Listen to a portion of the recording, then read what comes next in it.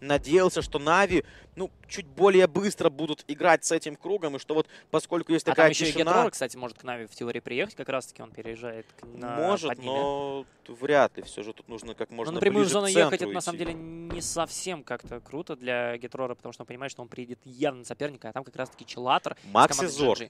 Все, включается соло-воин Максизор. Вот то, за что мы полюбили Максима на отборочных PGI. Ларсон на балконе. И, кстати, Макси в теории мог его услышать. И Макси прекрасно понимает, что надо держать позиционку. Ларсон очень сильный. Элит-плеер влетает тем временем. Гостов по спине. Еще бы одно попадание. Но смотри, элит-плеер выживает и идет за Микоем. Нет, все-таки подхилить сначала нужно. Понимает, да. Что все-таки... Так, пошел круг. Погибает Микой. Экзампл делает этот минус. Добивает он нокнутого Микоя. Тут же возвращаемся к Нави. У Шейда проблемы. Ваншотный Шейд. Молодому пытается зайти. Шейд выживает. МВП не смогли заспреить, законтролить Шейда. Отбрасываются сразу два смока у Нави. Тут же прострел еще от Варда под Рейнису. Ну, вроде бы смогут собраться все команды Нави сейчас в одной точке. Но тут зависит все от действий от команды MVP. Найс, смотри, Найсом зажимают Рейниса. Рейнис ваншотный. Что, будут хаешки сейчас? Воксик. Нет, по-прежнему оружие удерживают. Пытаются выцелить Дрейниса. Дрейниса нокают. Воксик. Отличный прострел за транспортом. Видимо, по ногам стрелял здесь. Но здесь у Дрейниса была проблема в том, что у него здесь и на церкви Воксик стоит, а там еще ВТСГ в спине, поэтому... Смотри, что вот это вот за приключение, да, нам сейчас показывают. Литл Ли вместе с ЛСНом из команды Victory 5 погибают. Да, действительно, не самая приятная картина для них. Вопрос Victory 5, почему они слушали файт и въезжали в него. Дрейниса добивают, нокаут Шейда, какие-то проблемы у Нави. Смотрите, время минус Кипи, также Дрейнис уже совсем отъехал. И остается один молодой. У наших коллективов очень серьезные проблемы сейчас. Лишь только у М19 какие-то шансы в теории есть. Ну и то не факт, что все решится в пользу команды 19. Так, хаешечка сейчас будет от рыцарей, смотрим. Зажимают до последнего на тайминге идеальные, пытаются сыграть. Хаешка сможет ли взорваться? Ну уже нет. Выживает молодой с Шейдом. Отлично. Но здесь надо, конечно, стараться как-то выбивать. Если прилетит от Рейда на граната 100%. Ну-ка, смотрим. Шейд. Есть минус Шейд. Еще один нок. Давить. Рыцари пойдут давить 100%. У Вадима огромнейшие проблемы. Но Вадим уже не поднимет. Это второй нок по Шейду. Ну и у Дивайн также минус на время. Так, ситуация прям мега печальная. Остается один молодой. Ресает через смоки. Так, ну пока X-Ray, пока смог для нас не настолько серьезно, насколько он есть в реальной жизни. Погибают полностью все игроки команды Дивайн. Ну что, Навис, Шейд, молодой успевает Почему подхилить. Найтсы не дожимали? Вот у меня вопрос, в принципе. 4... Боятся открыться под другие. Ну, в принципе, логично, с тобой согласен. Но они знают о MVP, которые находились все время рядом. Но все-таки дистанция между этими командами немножко... Ну, закрыть команду неплохо, но все же... Рисковать тоже, наверное, да, не хочется, потому что еще 14 команд на карте, но 13. Госты из Eliminated, минус баллок. Да, минус баллок, минус команда Ghost Gaming. Ну что же, Шейд пока молодой, наверное, надо все-таки как-то отсюда уезжать. И ну как уехать? Ну, третий раз... Они не уедут отсюда, на самом деле, вообще никак. С одной стороны MVP, с другой стороны Pittsburgh Knights, поэтому Шейду с молодым надо что-то решать. Либо выбивать рыцарей, либо выбивать рыцарей. Нет, ну рыцарей ты не выбьешь никак. Ну а как? Ну им не дадут уехать. Ну, садишься на байк и пытаешься на морозе уйти. Молодой. А зачем молодой пошел пушить? MVP в спину отрабатывают. Остается Шейд. Ну так, у молодого это, по идее, только первый нок. Тут ситуация по таймингам получше, чем у Шейда. Так как у Шейда это третий нок. Ну что, Крама пытается зачекать. Да ладно, не отпускают рыцари. Здесь просто так своих оппонентов.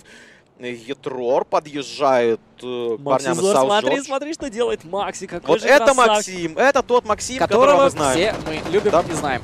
Ну что же, отлично, Ларсон уезжает. И Максизор доволен. И здесь просто Варда можно выходить, забирать. Максизор выходит в спину Варду. И Вард падает, сразу забирает. Ларсон пытается навстречу сыграть. Минус Максизор. Погибают Вега, занимают 13-ю позицию. Ну и ВТС успеют треснуть своего до круга. Еще есть секунды, которые можно использовать в свою пользу. Слушай, поторопились, как мне кажется, немножко Нави. Максизор мог на самом деле и дальше сидеть. Вега поспешили, да? Да, прошу прощения, Вега Сквадрон. И... Ну, знаешь, Максим все-таки это парень очень опытен в такой ситуации. Тут нельзя вот его обвинять в том, что он здесь поспешил. Крайне ситуационный момент, на самом деле. Это нам, в принципе, видно, да, как да, это мы видим все. Да. А Максим-то классно сделал. Он видел, что тачка отъехала, понимал, что здесь можно забрать. Он, видишь, просто немного тайминг того, что автомобиль так далеко не просчитал. Тем временем по киллфиду мы видим, что проблемы небольшие. Тайлер Майнс, MVP, последний игрок Victory 5 в домике зажат. Ну, 4x1, но здесь, конечно, действительно происходит осада. Минус пока молодой. Что у команды Нави? Минус Victory 5. Так, Шейд. Шейд еще жив. Рядышком, смотри, есть байк. Может Шейд может выжить. Так, ну посмотрим, Шейд пока что лежит. Действительно, ему делать-то больше здесь нечего. По Генджи ладно есть. Ну и ногу этого, в принципе, наверное, добьет. Но пока что Дайнамайт, в принципе, особых проблем нету. Текс неплохо. по челлатору, да. Элит-плеер также получает ног от игроков Tainted Mind. Ну и смотри, как укрепили сейчас MVP.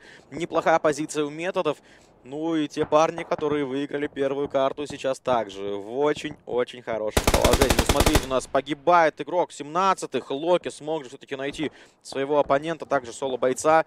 У М19 остается всего лишь Константин вместе с Экзамплом. Элит-плеер просто сейчас погибает. Эти вот последние секунды доживает за синей Экзампл его зоной. никак не поднимет в любом случае, поэтому да, остается Минус Константин Элит. вместе с Экзамплом, но там еще и ВТСГ идут в спину. Ну, кстати, ВТСГ тоже настреливают.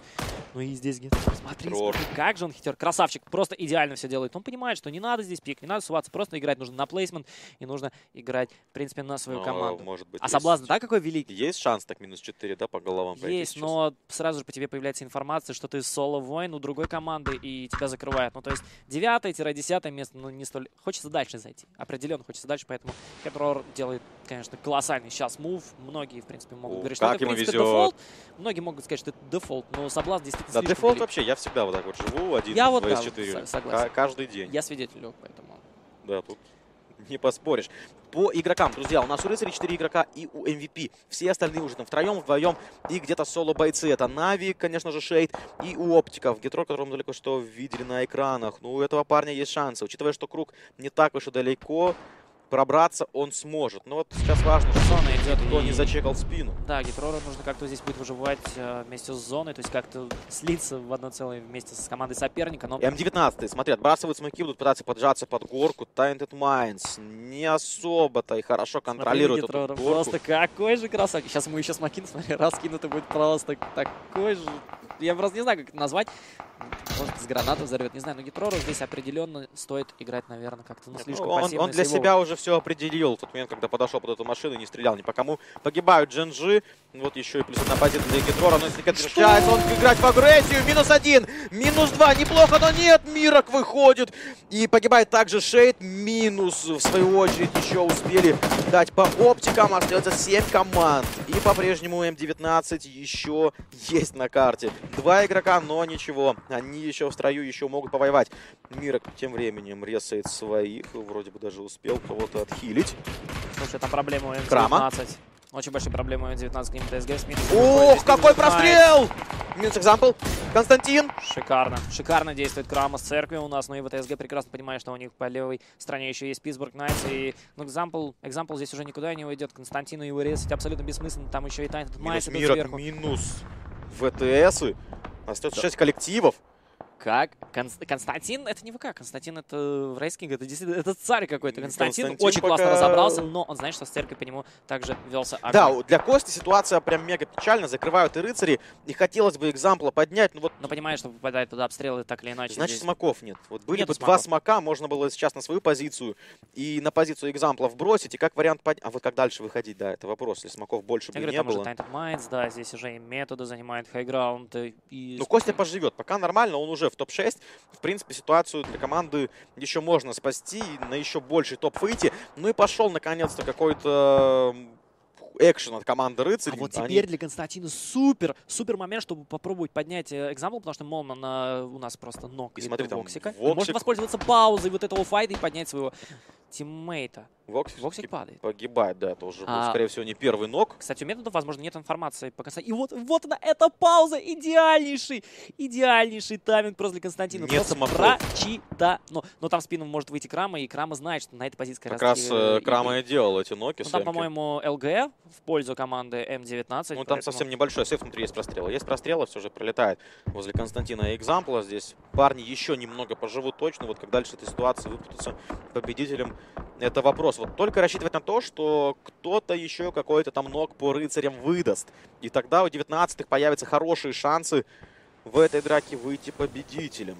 Кстати, все, ни одной команды не осталось в обойме, которой было бы 4 игрока. Tainted Minds да. 3 игрока, Pittsburgh Night's 3. Уже везде не фулл составы. MVP. Да, но М19, X-Quest. У X-Quest очень хорошая позиционка, на самом деле. Я больше чем верю, что они, возможно, попадут в топ-3. Ну а вот Молмана здесь два соперника с левой и с правой стороны, но посмотрим, будет просто жить, у него есть И сейв. смотри, вот по миникарте, да, вот по ситуации, никого нет в центре, все играют от края. Очень ужасная горка вот сейчас, где будет финальная зона. Сложно удерживать центр. Максимум, что можно, это вот реально какой-то отыгрыш от края. О, Константин мстит. -1 по рыцарям есть. Также Крама и не разделяются. Посмотрим, там рыцари разделяют. Тем временем какой-то супер экшен пуш от Tainted Minds, но не получается. Открывается под методов. И это размен 1 в 1 пока что. Последний, кстати, остается у Tainted Minds. Ситуация, в общем-то, изменилась в лучшую сторону. MVP. Отлично, 2 минуса от Кобры за 9 макс. Эйзи забирает, и все, это минус MVP. 6-е место для корейской организации. Но X-Quest продолжают нас радовать. Слушай, красавчики. И снова вдвоем. Вновь вдвоем X-Quest. Почему вдвоем? Почему вчетвером? Нет, втроем. Вчетвером? Нет, вдвоем. Уже вдвоем. Уже вдвоем, но как-то мне показалось, что на карте... Нет, вчетвером, братик. Они на карте вчетвером. Я просто ориентируюсь на да, Players я тоже Live. ориентировался, А я посмотрю все. действительно Теперь сверху. я закрываю эту рукой, не буду посмотреть. Спасибо. Спасибо. Да. Так, слушай, ну и у методов 3 игрока в живых, действительно. И слушай, как живет экзампл с Константином. Обрати внимание на карту, то, что происходит сейчас в исполнении методов Tainted Minds, 19-х и рыцарей. Они убивают друг друга. Константин идет пушит Texas, смотри. Здесь Найтс. У Питтсбург Найтс, да, один игрок всего лишь Texas, и, вероятнее всего, сейчас все перебьют друг друга. И потом и выиграют методы. Нет.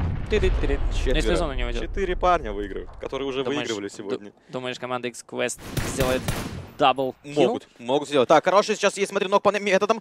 И можно. Там, кстати, Джоукси еще может вписаться в этот движ. Если сейчас впушат очень круто X-Quest, то ничто не остановит этих парней. И ничто не удержит их от победы. Но они понимают, что им нужно здесь закрыть с краю зоны, и как раз-таки у Молмана. Так они идут по краю, все правильно. Смотри, они просто закрывают. Да? Красавчики, действительно очень верное решение. Эти погибает. Рафи. Все, отлично. Пожалуйста, минус методы. X-Quest. X-Quest просто отцы. Я не знаю, что с ними сделать. А вот у команды М19 сейчас будет файт как раз-таки с Тексасом. Example. Здесь Константин получает очень много урона, и нужно, наверное, все-таки уходить, как-то стараться похилиться. В кругу 19. Это самое главное. Да. Это самое главное. Еще рабочая ситуация. Абсолютно рабочая ситуация, можно спокойно выходить победителем.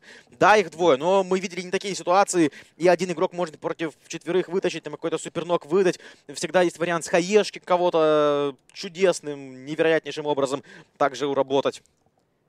Так что все может быть. Все Слушай, может быть. Здесь зона, вот видно определенно было на карте, что есть два ярко выраженных хайграунда, и сводится она в ЛГ, и будет очень эпично, да. Если с двух ЛГ, как раз таки ХГ, уйдет в зону Нет, в ЛГ. ну, знаешь, в такой ситуации будут выигрывать те, кого больше. Численность просто, да, численность будет. Один вперед уходит, трое прикрывают, или два идут вперед, два прикрывают. Тут, соответственно, ситуация уже элементарно на количество сыграть можно. Но, если же немножечко по-другому сейчас поведет себя круг, то и у 19-х да, у всех есть шансы. Там еще и игрок Tainted Minds. Да. Джокси могут поймать. И он может поймать, если его сейчас найдут. Но по нему была информация, когда перестреливали. У кого была информация? У команды X-Qual.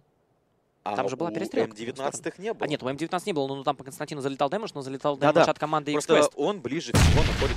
Опа! По Джокси, судя по всему, есть информация. Очень жестко сейчас. Ну все, друзья, финальная зона. Нужно уходить в центр, как бы, и... Но здесь сейчас будет очень много файтов. В любом случае, Жоукси этот файт навязывать нет никакого смысла. Но в любом случае, здесь количество будет выходить. Я думаю, что команде Тут нужно объединиться вместе, вот, чтобы 4 в 4 сыграть. Ну, не знаю, мне кажется, X-Quest не будут теряться, они будут выходить в файт так или иначе. Да не, X-Quest сыграют на прием, их больше, для них... Но они находятся на самом краю, то есть у Текса здесь, в принципе, самая выигрышная позиция, если так смотреть. Они отбрасывают смоки. Но по нему есть инфа уже, да, Текса здесь так или иначе не выживет, и Example просто... Отлично. Тут просто перебьют друг друга, вот то, что я ожидал. Сейчас, видишь, остается один Example. Нокнутый. Слушай, мне кажется, это сейчас на самом деле для X-Quest это идеально. Все, включились. Oh man, they split and they pushed that aggressively at just the right time. And that is 2 in a row for X-Quest. Yeah, they're putting up points on points, bro. They didn't walk away with just a first place. Whopping 11 kills to add to that. I mean, so these guys are just racking up the points, trying to extend that lead on the leaderboards as far as possible. They're not wasting any time, and it's beautiful to see all 4 of them able to pull off this victory. Absolutely. They managed to get all 4 to the late game. They were owning the north side of that circle. They got the kills that they needed when they needed to get them. 11 kills now instead of the 5 that they got from the first game. But also, M19 managing to make it all the way and get second place here. So with 7, 8, 9 kills to M19. And in third place, Tainted Minds. We love seeing Oceania come to play, and they are finishing in third place. They're feeling great about things. Yeah, I mean, they played beautifully. They had a bit of a tough game in game number 1, but they turned it completely around, able to get the third place here. I mean, bro, it's really about, you know, what you're able to do in the bulk of the games. I mean, we've got so many different games to play over the course of 8 days, 4 days here for the qualifier stage, but these guys are going to have ample time to sort of make up for a bad game here or there, but you don't want to let it get too bad because you can't make up for, you know, a lot of bad games, consistently bad games. Absolutely. Knights finishing in 4th as well. So they finished in 2nd in game 1. So they're going to be sitting pretty nice on this leaderboard. But man, the story has got to be these Eastern teams. You know, everybody was talking about it after PGI. Is this the new meta? Has China caught up? Has Korea caught up? I think the answer, at least after 2 games, is yeah. I mean, these guys have caught up, and they have come to play. No, XQuest from China, I mean, they're performing beautifully today. They are not wasting any opportunity to capitalize on whatever they need to take away those first-place finishes. I mean, it's actually beautiful to watch what these guys are doing. I mean, it's so strategic, and it's so well played from them that you got to give them props. And, you know, the storyline going into this was like, okay, Chinese teams, I mean, hyper aggressive. So they're either going to win with a ton of kills or they're going to go out very early because they take an aggressive fight that just doesn't play out right. Well, XQuest proving that not to be the case. They are playing things very, very safe until late game, and that's when they turn it on. That's when they they're turning on the aggression, and they're doing it, you know, in a safe way, in a way where they know that they're going to come out on top. Yeah, I mean, absolutely. China has such a strong presence in competitive PUBG right now. I mean, OMG walked away with the first place finish at PGI for first person, for the first person perspective part of that tournament. So you got to give it up to these guys. I mean, whatever they're doing, the amount of time that they put into the game, into the practice, into the perfection of the game is actually incredible. Absolutely. Yeah. Well, I think we're ready for an interview, right? All right. Well, let's throw it over to Mustache Dave, where he's waiting to interview our winners once again.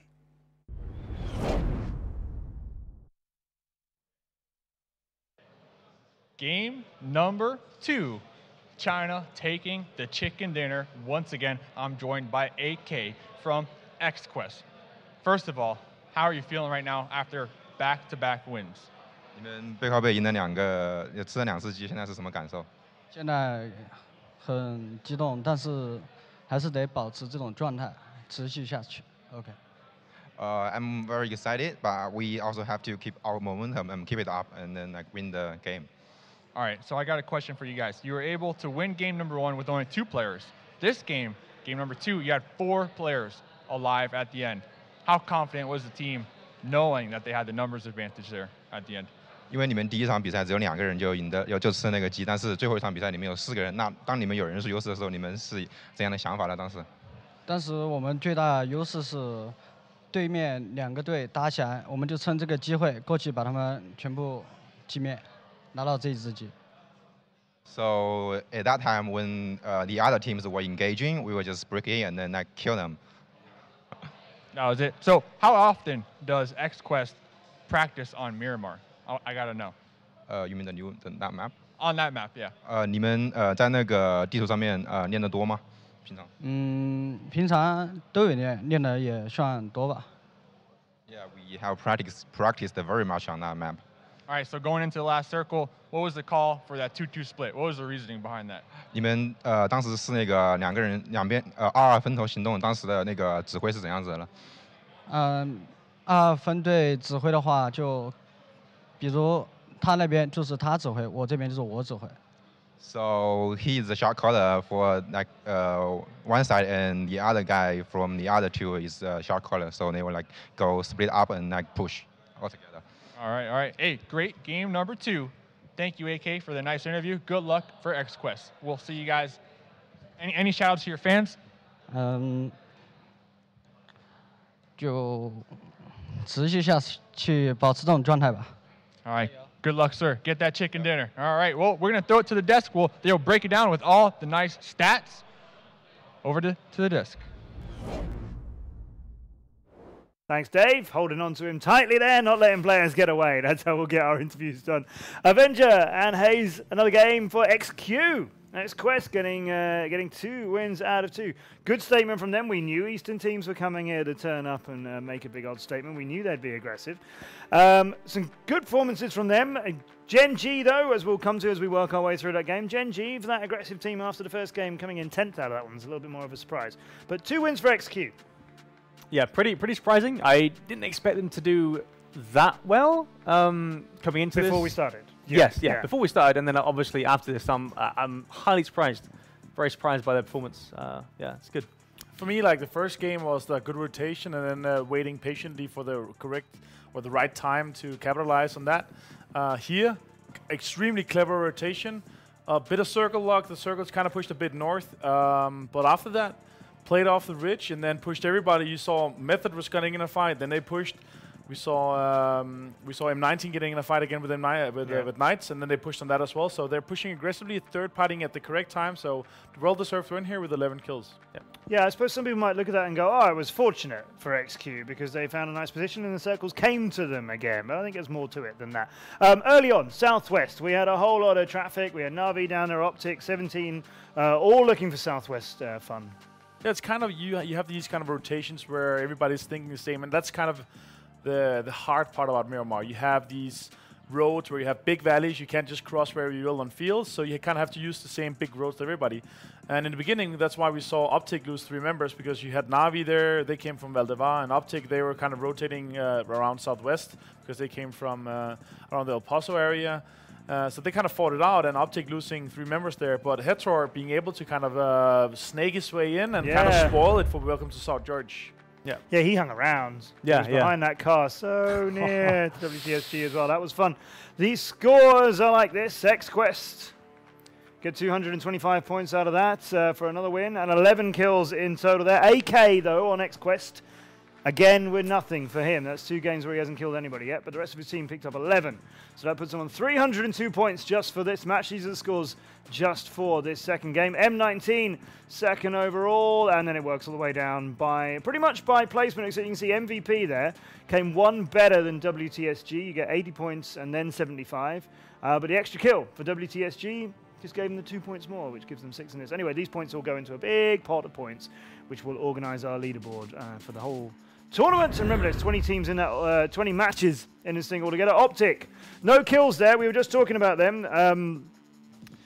Nearly got, well, like could have got, if he'd naded that car when there were 3 players sat all around it. I would have loved to have seen that go up and 3 kills appear in red on the kill feed. But no kills is how that turned out. And Gen G down there in 10th, a little bit of a surprise and secret. Oh, they're here. Yeah, they're here. Ghost Gaming are slightly more here. Only just. I mean, Divine, they got 15th, but they got 5 kills, so they're kind of grinding the leaderboard with the kills. So yeah, important for them. There you go, 302 points out of the match, 1,480 damage across 11 kills for our leaders at the moment. XQuest. Balak didn't make a big impression for Ghost as they left this thing early out down in 14th place after he'd had such a good game. XQ though, then Hayes, they made that big rotation, which was so instrumental to them topping the leaderboard and getting the dinner to this time. Yeah, exactly. So as XQ, oh yeah, we'll just take a look. Konstantin, look for M19, leading in kills from that game. Different leaderboard altogether compared to the first one. None of the players from the first leaderboard in that one, and a lot of damage for Texas. Drayden as well. Tainted Minds, Extreme 2G. They came in 3rd in that one. A much better performance for them on that map. And Extreme 2G having somewhat to do with that. I mean, Knights here with those 2 guys on the top. Obviously had the church high ground area. They could just rain down hell upon everybody else. So obviously they're going to have some guys up there. Unfortunate for them, they had to cross the road, they had to push in, and the circle didn't go their way, so they ran straight into M19, which cost them 3 guys, actually. Yeah. Tell us about that rotation. Yeah, so the rotation from XQ, I think they were on the south side, around there. They actually make a long rotate, as I think it was the second phase, the second circle, shifted like northwest. They had to make a long rotate around the east side, I feel, east side around to the north side. What I found generally is that the north side, the center side of the circle from the center map is usually quite free.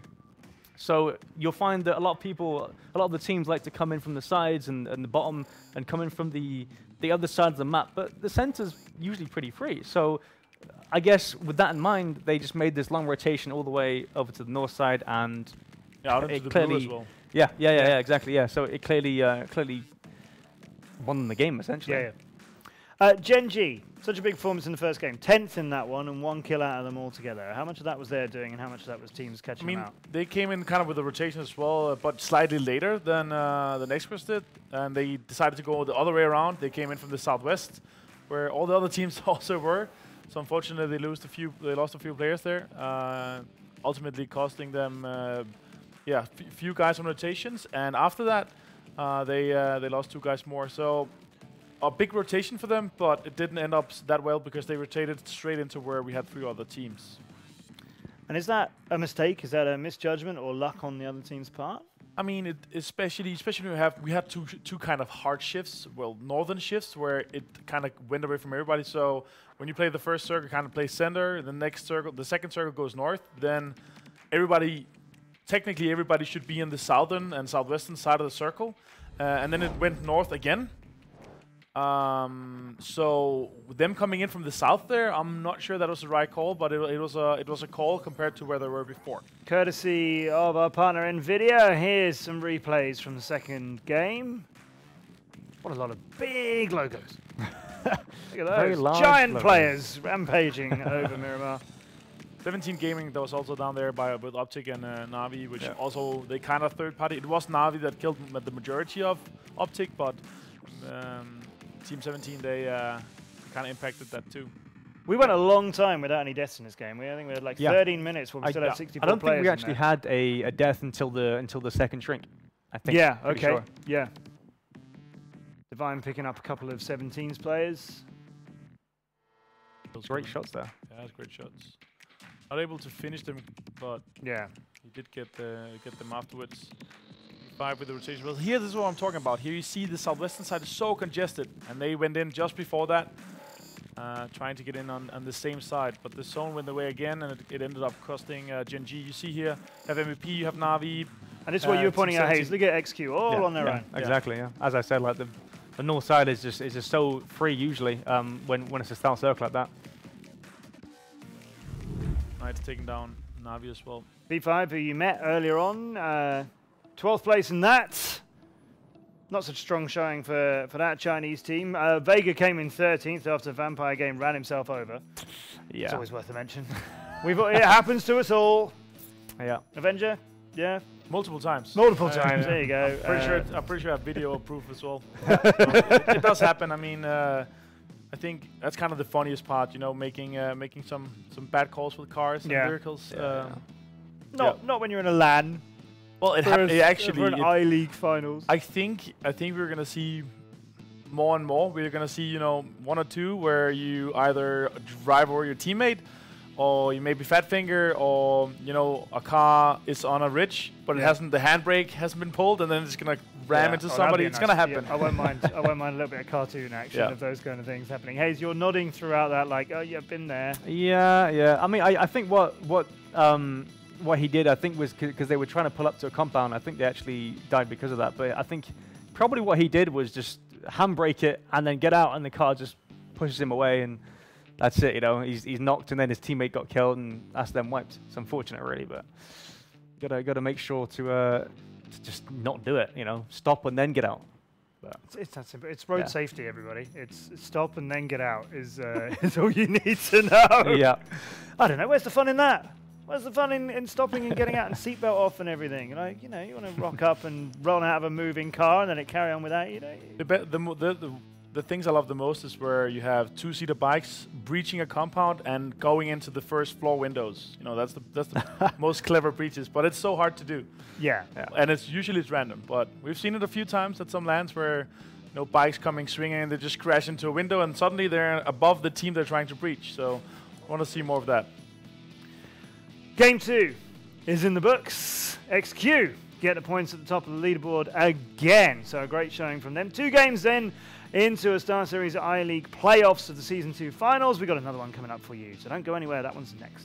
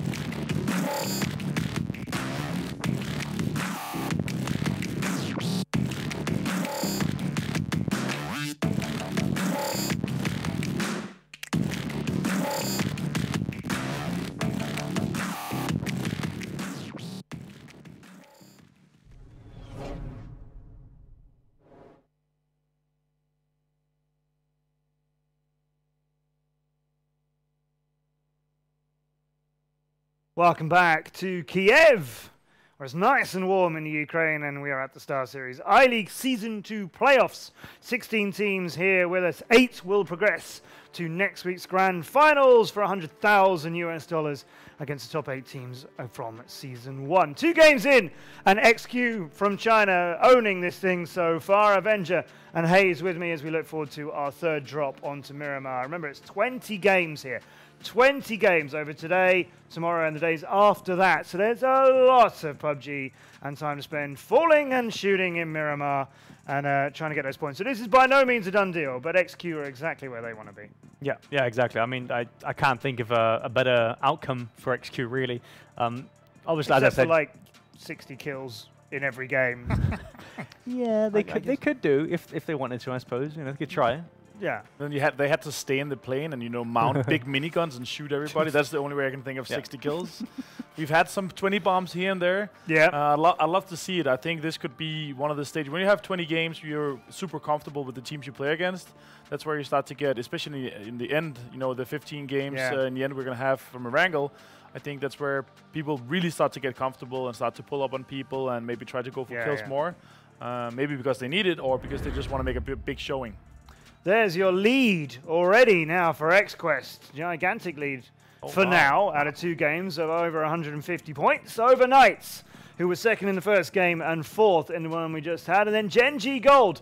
They're doing well being up in 3rd, given that they were 10th in that last game. Yeah.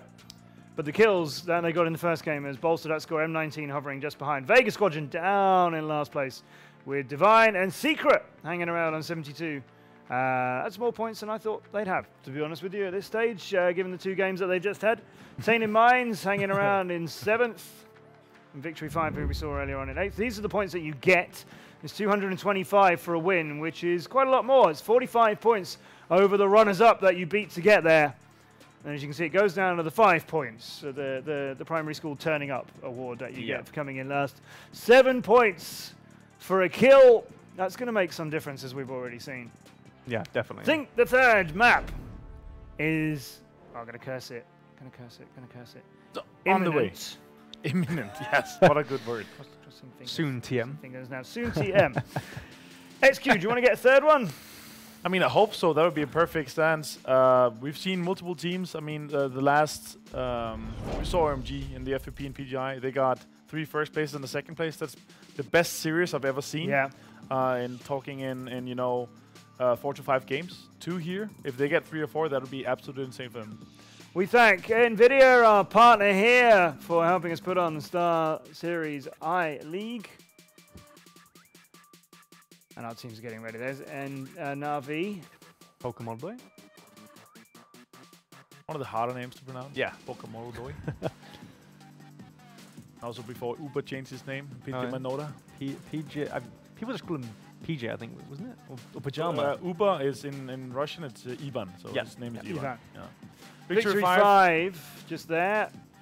It's WTSG. You need a better showing now. They need to. I need to step up. I mean, we're only 10% through here. We've got 18 more games, which is, of course, you know, consistency. The reason we play a lot of games is because also the RNG aspect.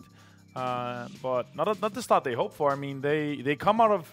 They aren't San Martin. They have all the everything they need to have a good game. They have San Martin to themselves, center position, good, lots of vehicles, everything, but they haven't just been able to pull off straight just yet.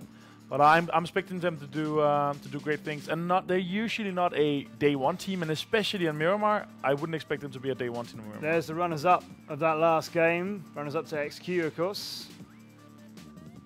Right, we go into the air, and we're going to start all the way down in the southwest. Los Leones is en route. The third game is en route. We'll go airborne, and we'll take this one to the skies in the beautiful Kiev Cybersports Arena. We're over prison, and we're on our way. You'll see Na'Vi drop out pretty much straight away. Standard. It's actually a rough plane. Yeah, somewhat rough plane. I mean, you can reach Picardo, you can reach El Azahar. It's a long drop to Montenegro, it's a long drop to El Paso, San Martin. So it's very rough. So we might see some kills here in the beginning. just with cars and Runo and maybe even punches. See if some of these teams decide to go somewhere else instead of the northern drops that they have. And we had Navi, Optic, and 17, as you were saying, Avenger, all fighting out in the southwest in that last game.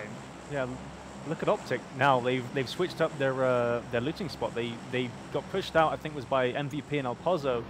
They still went down the second game. At third game, they've switched it up. 17 though, La Bandita, they're nowhere near where they were in the last game. They're far away. XQ are near them, and Gen.G are all hovering around there as well. Perseus and Esquire and game 3. All right, welcome back, everyone, to game number 3. Thank you very much for that impeccable analysis, Matt Hayes and Avenger. Welcome back, though. My name is Phil Esquire Stewart, joined here by Mike Porzoris Navarro. And Poro, what an exciting set of 2 games we've already seen played out. 3 more on the books for today, and let's get into it. Yeah, let's not get too excited just yet. XQuest doing phenomenally well in the first 2 games, but lest we forget our history last in Season 1 of StarLadder, Day 1, Liquid came out destroying everybody and still ended up finishing that competition out of first place. So XQuest going to have to keep things alive and keep things going across these 20 games if they want to take home that first place. Absolutely. They performed beautifully so far, but now is not the time to be complacent. And with this first circle popping off, we are going to be going all the way down to the southwestern part of Miramar. And Poro, this is such a far, far circle for some of these teams to have to work with, specifically our 3 teams that landed on the East Coast. That's going to be Secret, Gen.G, as well as Ghost. Absolutely crazy circle here in the far southwest part of the map. We saw pretty much a mirror image of the plane we saw last game, where this time it looks like the northeastern part of the map is going to get a little bit more love, as we see MVP still going to transition all the way up into El Pozo, but Optic, again, being pushed out of El Pozo, has now found themselves down towards the prison island. And they're going to be feeling pretty good about things now that the circle's popped. Yeah, not too bad that they got pushed out. I mean, like you said, it's working in their favor. They ended up going to Los Higos, which is one of the areas on Miramar where you never see teams drop. And I say never because it's almost never, Poro, but because it's such an extreme location, right? Extreme locations for drops on Miramar, very dangerous, very risky, unless you get lucky with the circle like we just saw Optic happen to do so. But with that around the map, let's sort of talk about these drop locations, where things are lining up. I mean, certainly Navi going back to the Valle del Mar area once again. It's worked well for them in terms of the looting phase, but now with this circle dropping dead center on top of them, I think they're going to have a bit of a better ability to rank up here in game number 3. Yeah, and a lot of these teams are going to have to get their loot done very, very quickly, as they have long transitions to make here. And this is going to be this is an area of the map that we're not really used to seeing a lot of circles pop in competitive play. So maybe some of these teams might the transition routes that they're expecting to be clear may not be as clear as they're used to. So this is going to be interesting to see how these teams decide to play this. Usually, if you're in a position where you're seeing something that you're not familiar with, you're not comfortable with, you tend to see them rotate a little bit more late and play it a little bit more safe. So we'll have to see how it plays out as we go ahead. Right now, following Victory 5, as Laren is about to run right into Valley 8. Yeah, and Valley 8 is nowhere nearby to his other 3 teammates. He needs to be extremely careful. We can see one of his teammates located off to the east, and he's going to be spraying down onto this member from Victory 5. Laren hops out of his car. He's going to be trying to return fire right now with whatever gun he's able to pick up, and he makes the connection. The beautiful headshot with the M416 on the Valley 8, and with no support nearby, that's going to be Optic losing 1 member early on here in game number 3. And so close there for Valley 8, nearly just 1 bullet away. Unfortunately, he played the back end of the van. He took the 50-50 chance that was where the player was going to go. Unfortunately, it was not, and he ends up coming out on the losing end of that fight. So Optic, again, the struggle's just continuing for this squad as they are now down to 3 players. They are in circle, though. So they are in circle, so they do have that going for them. They're going to be able to loot at least a little bit longer and have a little bit more of an opportunity to get a safe compound, but now they have to adjust being 1 man down. Back over here to San Martin, though. Welcome to South Georgia. These guys could be welcome to San Martin. I feel like if they could change their name for either map, I mean, because this is where they love to drop. clearly on Miramar, and it's been working for them. No team has really had difficulty in the looting phase. It really all comes down to transitions in the mid to late game is where we're seeing teams just drop like flies. Yeah, and you can already see M19 hopping into the vehicles. They did not spend very long at all looting up in Los Leones. They, instead of their usual strategy of waiting a little bit longer, instead opting to get into that circle as soon as possible. Again, you know, that's one thing that you can decide to do in a circle that you're not usually comfortable doing, is just trying to get into it as fast as possible so that you can find a home to call to kind of lock down early on and not have to worry about trying to get into it a little bit later. Yeah, and it looks like Victory 5 was able to reunite with their teammate who took out Valiate from Optic, but now they've left him behind in that building directly down the hill as they are now beginning their own rotation, taking some shots from Team Divine. Back over here, though, to team number 17. One of our very strong teams, at least we saw them very strong presence in game number 1, sort of a mild presence in game number 2, but looking to change that here in game number 3. Shao, Shocks, and the rest of the crew are going to be trying to rotate in, but more and more teams starting to get a little bit congested here inside of our southwestern first circle. Yeah, everybody going for the center of this circle, as it makes sense. That's the high ground to have. There's a limited amount of compounds there. There's a limited amount of hills that provide you with great line of sights across everything around you, so teams wanting to get there as fast as possible. Well, speaking of hills, Poro, one of the things to mention about this area in particular, it has hills unlike any other hills across Miramar. The hills on this southwestern circle, most of them, a majority of them, are extremely steep, wide open hills with no cover to work with whatsoever. So it's going to be interesting to see if that ends up coming into play for some of these squads, and if they're going to be able to work with it or if it's going to work against them. But here we have M19 rolling through in the Marados, loud and proud is how they're going to be bombing into this circle. And also back around the map. Looks like Victory 5 has ended up being engaged on Navi. Going to be rolling over the hill. Uba, he's got the M24. He's also got the Scar primed to put more damage out onto Shandian, who's bleeding out currently. Lanren trying to reunite with him, trying to get to this building, trying to provide some support, but he's so far away. And with Navi pushing up on this compound, I don't think they're going to be able to do it, Boro. Really unfortunate for Victory 5 here. Shandian, that's another game that he has gone out early in. Just a little bit too split off from his squad. And Navi pushing that as aggressively as they can, getting that kill. There's the finish right there for Uba. And now that is going to be Victory 5 playing with one man down yet again. As Divine going to take a few shots at XQuest here in transition. Nothing going to land just yet. So Jet just letting people know that he is willing to take that shot. Juxi just hanging out in the backyard. Not too concerned with Method making a run by. It looks like he might be a little bit... I bet he's trying to get back in the game right now, Poro. That's what I think he's trying to do. Yeah, he certainly does. Divine, though, currently holding this split. I mean, they're going to be spraying down. And that's XQuest going with 2 men down. Exactly. Z9 Max and Cobra going to be going down right there. That is extremely important going on in the rest of game number 3, that XQuest is only going to be working with 2 members. We saw them win game number 1 with 2 members, but can they repeat it, Poro? This early in the game, it's going to be extremely difficult. You hate to see it. And Navi still benefiting from a nice little split here. They're going to be able to get some shots into Method. Uba taking the long-range shots at Molman. Only a couple are going to land, but X-Chris is going to go down to Shade 1 here. Yeah, I mean, beautiful shots from Navi. All Navi has to do is put out the damage, and they're going to find the connections. They're beautiful players. They have the skills, and this is going to be Vega popping off at Allogene, one of the newer players for Ghost right now. Yeah, he's subbing in. He's trying out. He's trying to do whatever he can here, but he's dropped down to about 50% HP, trying to get behind the rock, but runs right into the other member of Vega. Kemba7 going to be spotting Allogene out and taking him down with the M416. And that's a problem that Ghost has been having so far today. We talked to him a little bit earlier. While they are playing with Allergen, they were so happy that they were going to be they were transitioning with 4 members all together, and yet it seems they're having a lot of issues with getting caught out by one here early on in the early game here, and they're losing players a little bit earlier than they would like to. So now it looks like Balak is going to go back and rejoin the rest of his squad, but that is going to be 3 men now for Ghost as they proceed into this game. And it looks like the rest of our squads are now starting to finally make their way in. Knights taking some fire from 17. 17 actually going to pull off of that. It's a little bit long range. You can see Secret making their way in as well from that far northeast part of the map. And WGSG also making their way in. And Tainted Minds have found themselves a nice little home on the top of the hill. Get a lot of vision. A lot of shots can come from this. If they can get any vision on the teams around them. It looks like Victory 5 is the only one close by, though. Yeah, Victory 5, LSN, and Little League just trying to do whatever they can up here in this compound. They got their teammates to sort of work with, but they're so dangerously close to Tainted Minds. Here comes Gen G, though. We saw them land on that eastern coast, Poro. They had quite a long transition to make, but they are doing just that, making their way in just fine on this highway, trying to go over to the west and get into this first circle. But I think for the time being, at least they're going to be okay. This circle doesn't really present any threats on the eastern side. Unless they continue on going, then they'll run directly into Ghost as well as Vega.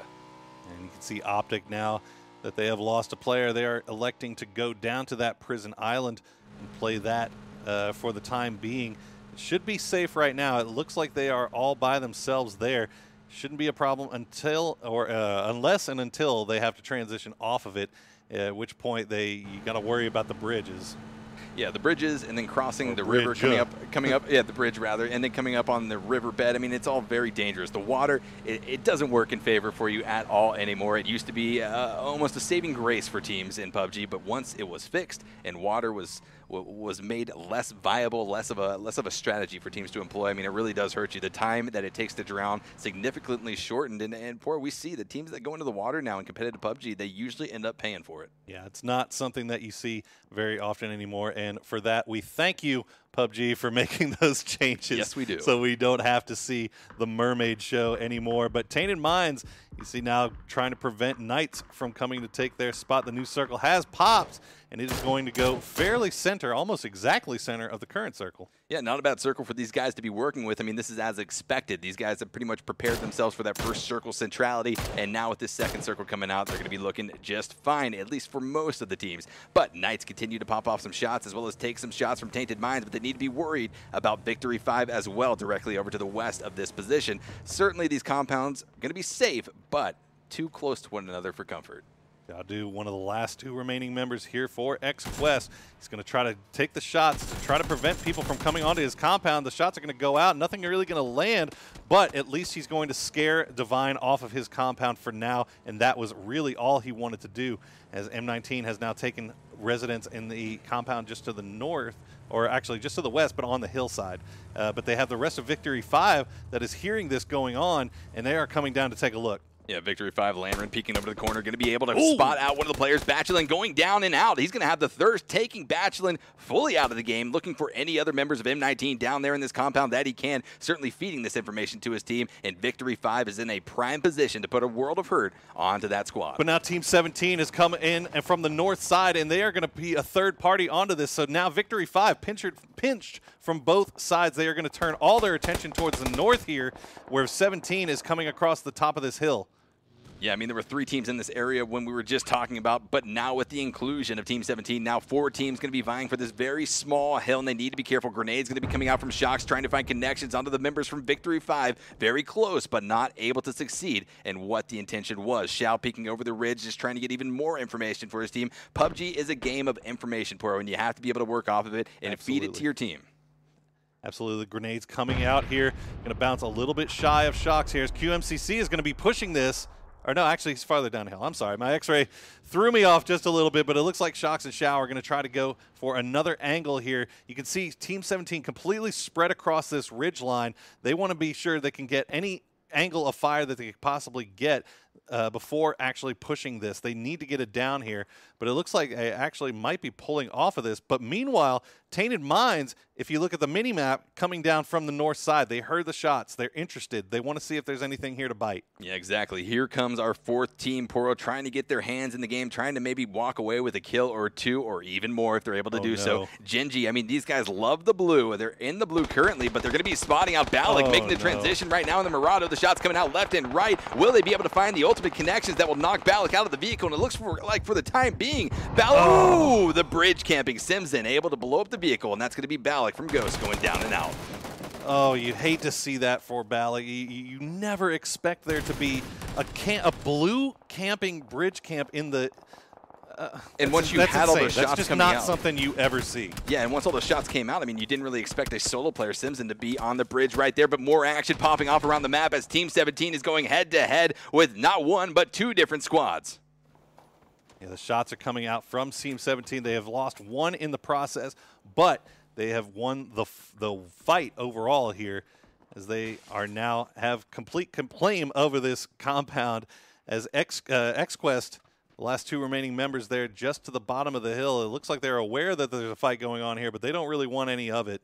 They're not pushing it as much as I think they're just looking for information here. Yeah, I mean, I think as XQuest with 2 men alive right now with 15 teams still remaining, such a stacked lobby still alive, you just have to kind of play it back, play it passively, and just soak up information and then play off of that and avoid different engagements if at all possible. Certainly we know in PUBG there are situations that you can't avoid no matter what you do and no matter how hard you try. But around the map, we can see that Ghost is in the blue, trying to look back down south at the members of Genji, trying to make their own rotation. Now, they took out Balak just a minute ago on the bridge, but Ghost is now trying to get a little bit of revenge. They knew exactly what was going to happen here. Genji were camping that lane. They got one. They knew that there was a pretty high likelihood that the rest of the members of Ghost were going to be camping that street. So instead of taking that road, they went a little bit farther to the south, breaking the sight lines, not allowing Ghost the revenge that they wanted. But XQuest now actually is pushing this as a 2-man. Didn't expect this to happen right now, but with the confidence behind Zhao Du and his teammate, certainly they have all of the power to do so. Connecting onto one of the members, QMCC of Team 17, almost immediately going to see if they can put out any more damage as Extreme 2G from Tainted Minds is lighting up the kill feed with connections onto 8C.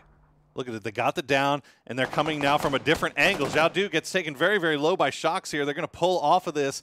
They don't want Team 17 to know what angle they're coming from. So they're breaking line of sight, they're rotating around and trying to come in as a duo, which is what you have to do when you're down to just 2 players. Yep. If one player gets knocked, the chances that player gets pushed and then finished off and then killed are very, very high. So, if you're going to play aggressive as a duo, as XQuest seems to want to do, although now they have pulled off of this fight completely, you want to play like that. Exactly. I mean, one of the other advantages from making those rotations and getting different angles to peak on is the fact that you also let that other team know that you might have more than 2 players, which they actually had to work with. It sort of gives the impression that you have a full squad or maybe 3 men alive with all of that damage, all of those shots coming out from different angles. But with this, we're looking now at Welcome to South Georgia. Larson and the rest of his squad going to be holding in this valley, and he's looking right at these steep hills that we talked about in the early game of Miramar here for game number 3. I mean, it's wide open, and if Tainted Minds peeks over, they might be able to spot down onto Welcome to South George, but also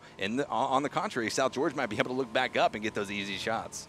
Knights now on the very far north of this circle are going to go ahead and rotate in, but they're going to have a hard time finding any place to call home, really. They're going to have to find just a hilltop where they can work from.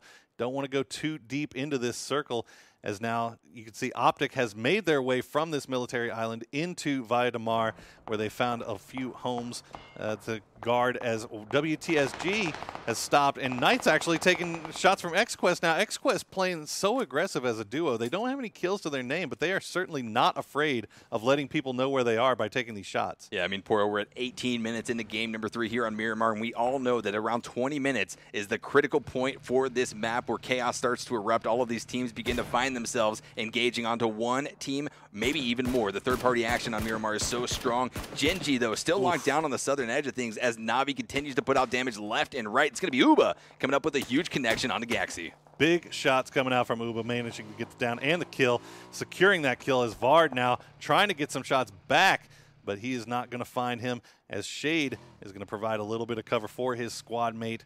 As we see this next circle is starting to move in, we still have a few teams that are making their way in. This southern part here is about to get really, really interesting. As you can see, Optic and Vega are squaring off a little bit, but you have Genji that is still going to be making their way from the military island. You still have 2 remaining members of Ghost who are a little bit pressured. McCoy, you can see in the little side screen here, got pushed off by Genji.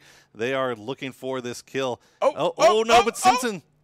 Ooh, he gets taken so very low. But either way, this southern part of the circle is about to get extremely hectic, as we have no less than, I think, 4 teams currently in Via de Mar holding down different compounds, and then we have the rest of the boys from Genji and Ghost that are going to have to be making their way up, as Simpson has found his way into the water. Yeah, I mean, McCoy just revolutionizing the PUBG made it with a little bit of cliff diving, and you got to love that Simpson followed in his steps right there. But back around the map, we got Rafi from Method up on top of this hill, just above Na'Vi, just above Welcome to South George, but he's got to be careful. He's got 8s, he's still alive to work with, sort of bounces information off of this duo, but that's not a lot for this squad to work with, I guess, given the fact that we have 4-man squads still still alive. Very dominant forces here in this lobby, still alive. But the main thing to take away, though, Poro, before we get too tied up into these leaderboards, is you only have to make it into the top 8 to advance into our final stage. That is absolutely correct, as we now see our next circle pops, and of course it is going to go north.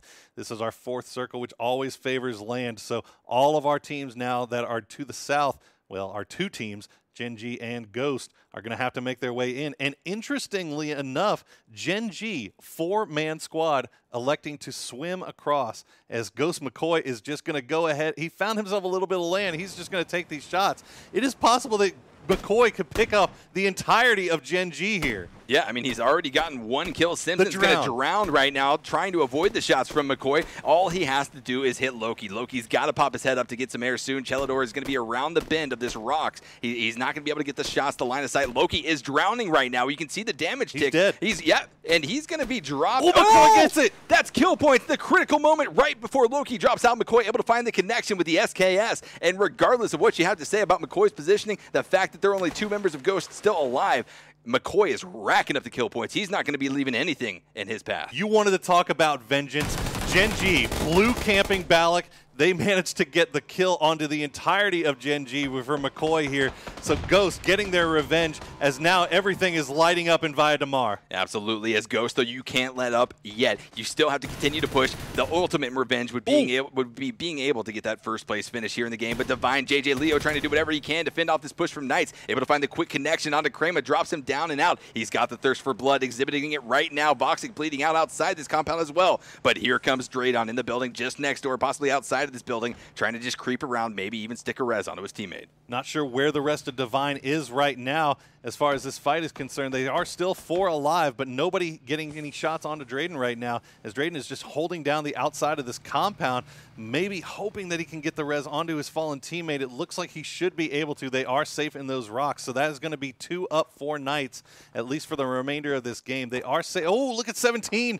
Team 17 is actually getting pushed right now. They are getting third party by Na'Vi, but they have to worry about Victory 5 coming down the rocks. Ooh, and what a tough position for these guys to be in. Shock's going to be looting up his teammate QMCC and him, just trying to hold this compound, get some information, but look at Uba's lines of sight onto this building and that beautiful crate that just happens to drop right in front of him. XQuest also down to just 1 player right now with still 15 teams up. If they go out in 15th, that is going to be bad news bears for the team that has won 2 in a row, as Uba is taking these long-range shots at Tainted Minds. As you can see, Zhaodu, now the last remaining member of XQuest, but he's in a compound with JJ Leo, as JJ Leo gets a down onto Voxic. Actually, that's Check Shooter gets a down onto Voxic. So. Yeah, I mean, absolutely. JJ Leo was already expecting a push to come out from Knights, so he's going to be up there waiting for any enemy presence. Whether or not he knows that it's a totally different team, XQuest, Zhaodu, is sort of something that we're going to have to see, and whether or not we know it, I'm not even sure, Poro, but certainly it's going to be an interesting play out on the map right here. And Divine JJ Leo pops into this building. He spots out the member of XQuest, and XQuest goes down and out in 15th place. Our team that has been able to get first place in not 1, but 2 games so far, Poro, is going to be dropped very early on. So we'll have to keep an eye on what the points do from here. Little Lee is going to get rezzed here. QMCC from Team 17 is not. So that is going to be Shocks all by himself for Team 17. Going to have to try to get as much placement points as he can. You can see Tainted Mind still alive, still 4 strong on the northeastern part of this circle, but they are engaged in a fight with WTSG, trying to gatekeep this squad from coming into their compound, coming into where they want to hold in this northern part of the circle. Yep, absolutely. If you are Knights and you saw that in the kill feed, you know exactly what you need to do now. But with this circle shifting up north, oh, absolutely disgusting. I mean, you talked about it earlier in the game, how many teams were stacked on the southern edge of Valle de Mar, just north of the bridge from Los Higos. But all of these squads have to move up to the north, and it's going to be extremely chaotic. Somehow the last remaining player of Gen G managed to make his way over, but meanwhile Ghost was finished off. They go out in 14th place. So Uba, Na'Vi still holding down this high ground. As you see, Secret, 4 strong, trying to make their way out of Valle de Mar as soon as they can, but they have to get through Vega here. That is a lot of open ground to cross across that street. A lot of open ground for them to cross, indeed. But with Secret trying to move up, they have to also worry about Optic on the bridge over to the west, and then Na'Vi up to the north. All of these teams in this area are just going to be finding one another in this movement, and whether or not they can land the shots, that is going to be the ultimate telltale as to who is going to make it out of this southern battle. Not a lot of easy lines of sight, though, on these shots. So it's going to really depend on what Vega can actually get vision on as these guys are trying to make their way out of the main city. You can see Tainted Minds still holding down this upper part of the northern part of the circle here, but Victory 5 is pushing on them right now. Victory 5 rolling around the side of this mountain, going to be able to find a quick connection onto Ben Chu. It's going to be Little Lee, but here comes the ultimate push from the remaining members of Victory 5, just trying to capitalize on this. Ben Chu going to be dropped as well, but Na'Vi going to be third-partying some action up towards this direction. And there goes Tainted Minds, going to be finished off by not the team that was pushing on them, but Welcome to South George finds Subslayer and Juxi and takes them down and out. Well, Tainted Minds, 12th place for game number 3. So unfortunate for Tainted Minds. They had to move. They had to do something. But the second they move, they get pincered between Victory 5 and Welcome to South George and Method and Na'Vi. You can see Divine Jet now going down as well as Chilater, the last remaining member up for Gen G, is trying to slowly make his way in. Yeah, absolutely insane right there what Gen G is able to do. Even though they lost 3 members in that transition from Los Higos Island, they're still pushing strong with Chilater, trying to do whatever they can here in game number 3. But 8Z and the rest of Method trying to fend off the push from Welcome to South George up the hill. But over here is Chilater from Gen G. Spotted out by Divine. Levi's and Nikki going to be putting out a World of Hurt and taking them down. But that is actually going to be MVP that steals away the kill from that Gen G player. So MVP is going to be racking up the points right here. Optic has managed to make their way out of the city and onto the far western side of the circle. They are still 3 strong. Method and WTSG are still going back and forth here with, I believe, 8C and Raffi going back and forth with Larson and VAR. Miracu is down and most likely will not be rezzed as Victory 5 engaging in this from a long distance. Secret now actually getting in trouble here from MVP as well. Yeah, MVP and Na'Vi and Divine are all in positions to rain down Hellfire on top of Secret. We saw 17 dropped out. It's just going to be Check Shooter, Smitty, and Fiend trying to push on. It looks like Levi's was spotted out, and the beautiful shots from the Many 14 will be finding their connections onto Levi's, just trying to hide behind the tree, but a part of his body was revealed, and Check Shooter takes full advantage of that. Fiend getting the other kill onto Divine Esports, onto JJ Leo with a beautiful frag grenade.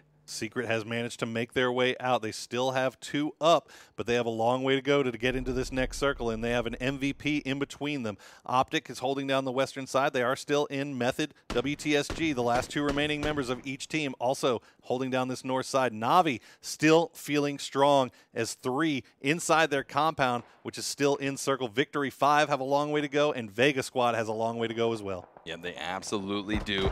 This is going to be Secret pushing right into MVP. Siege going to be putting out some shots. It looks like the 2 members were able to find connections on the Smitty. Smitty going down and out for Secret right now and leaving just Fiend and Check Shooter to push on in game number 3. 8 teams remaining, 20 players alive, and we are almost 28 minutes into this game, Poro, and teams have been whittled down left and right. Check Shooter doing everything he can to protect his teammate Fiend, who pushed in a little to try to get into that circle as fast as he could.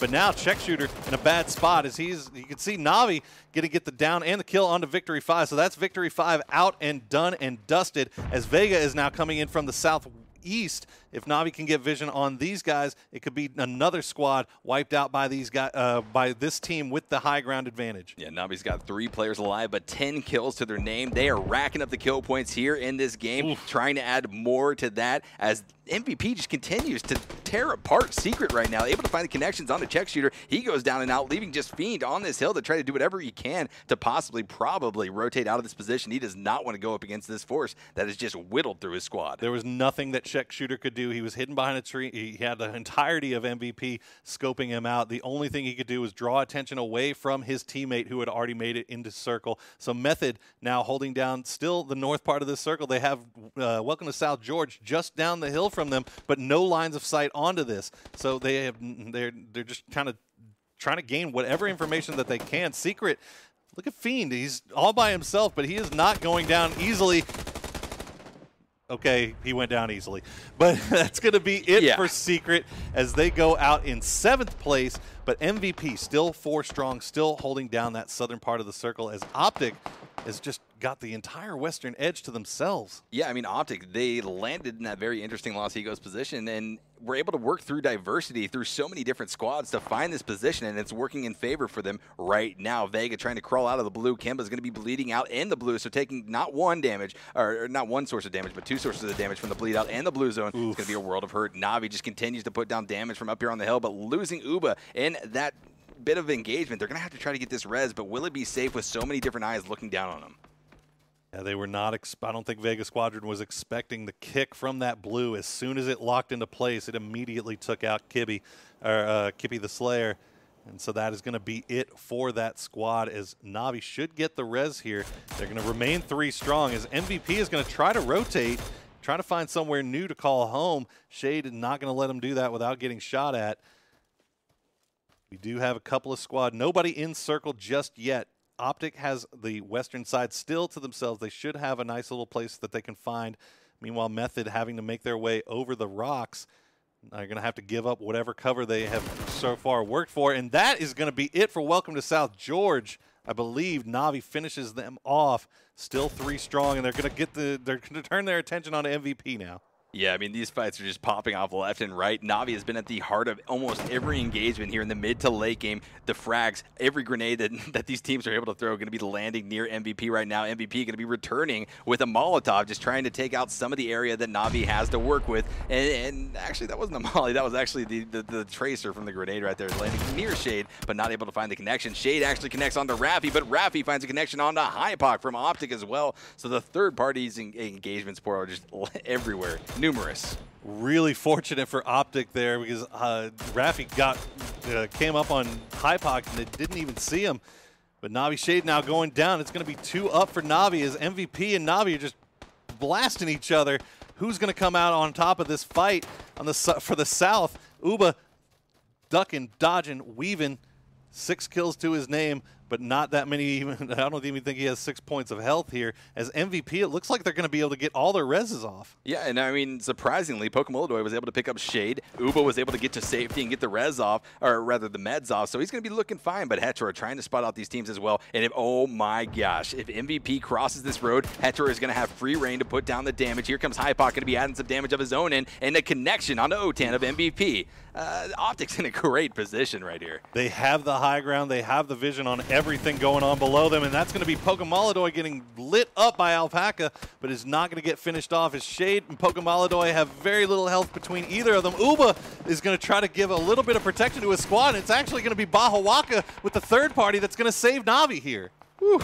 What a play coming out from all of these teams. Hetra and Bahawaka continue to rain down damage. MVP going to be wiped out, leaving just 3 teams remaining, 6 players alive. It is a 2-player per team average right now, but we do see that Optic is working with 3 of those players left on the map. Na'Vi trying to pick up the res onto Uba once again. Pokemolodoy has been quite the medic so far in this late game, but can they push on with these 3 teams? Etsy, the solo player, just holding on for dear life to this placement position. He has the high ground. Nobody should be around him.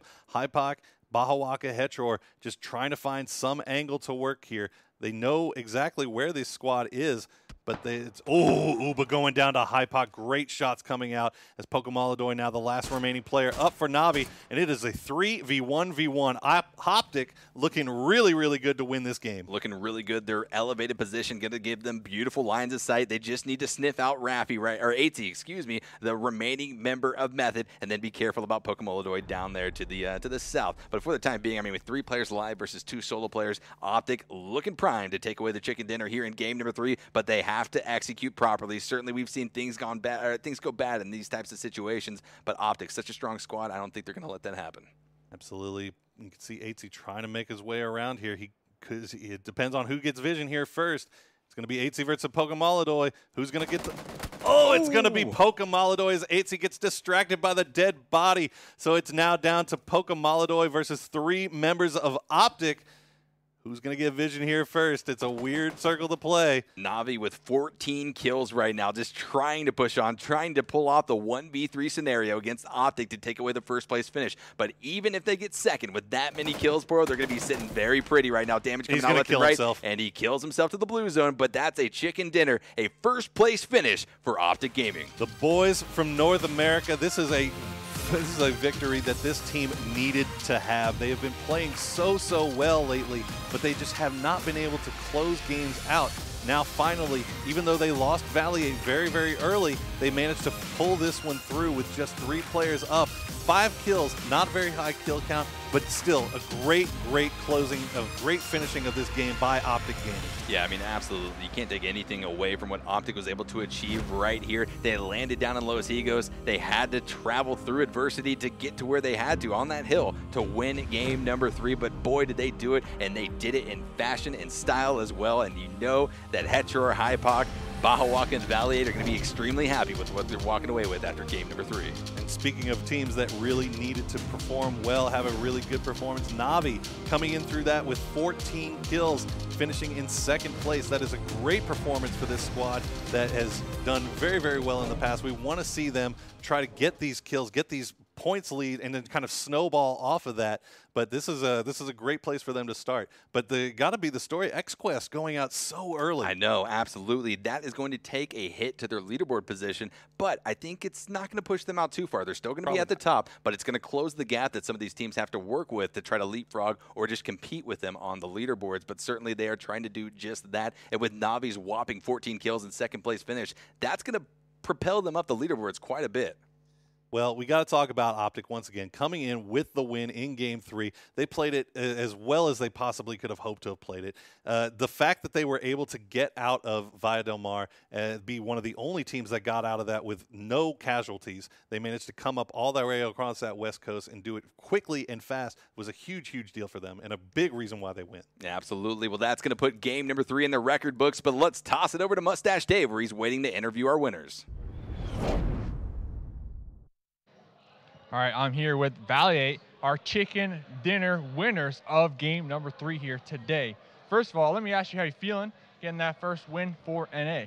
I'm feeling good, especially in the first day with Miramar not being in the map pool in other games. It's definitely good confidence boost to play Miramar, especially since it's so heavy, like aggressive tactics. So you did die early there. What did you do that whole game? Pretty much I was just being like the eyes on everyone, controlling everyone, switching cameras, making sure everyone knows what they're doing, IGLing, gathering info from all 3 players so they could focus on the game more. Unfortunately, I ended up dying trying to hold center compound, but it worked out. Might have been first blood, not sure. No, I'm not being toxic, but all right, so you definitely helped there. And let's talk about that. In the South, you guys held that bridge. Can you break that down for me? Yeah, we knew that we were 3 players, so we didn't want to wrap or contest the team that killed me. So we knew exactly how people dropped. So we knew if we controlled South Bridge because people weren't dropping there, even as 3, if we could just camp the bridges, we could alleviate a lot of pressure. So even as 3, we knew we had more room to work with. Nobody could die, and we knew we weren't going to be taking fights as long as we apply pressure on the east side.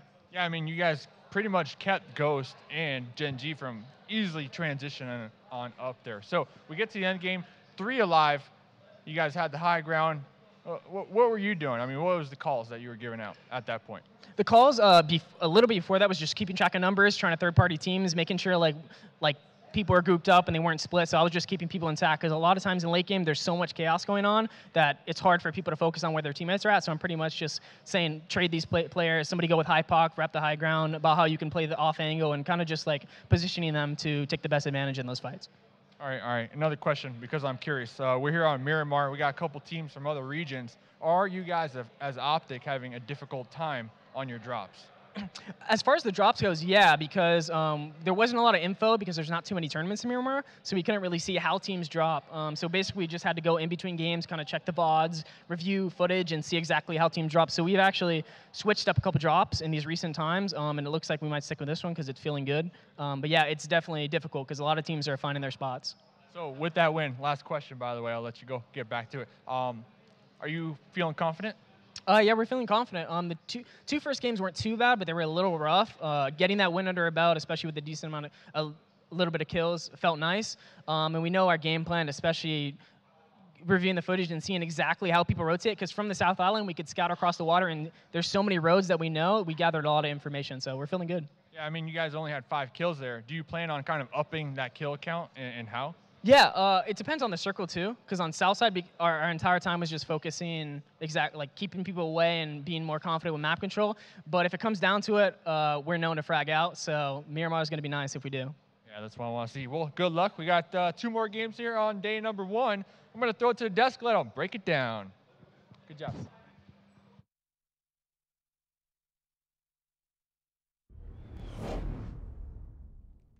Thank you, Dave. What did you call him? Low-key savage. A little bit low-key savage, yeah, I love it.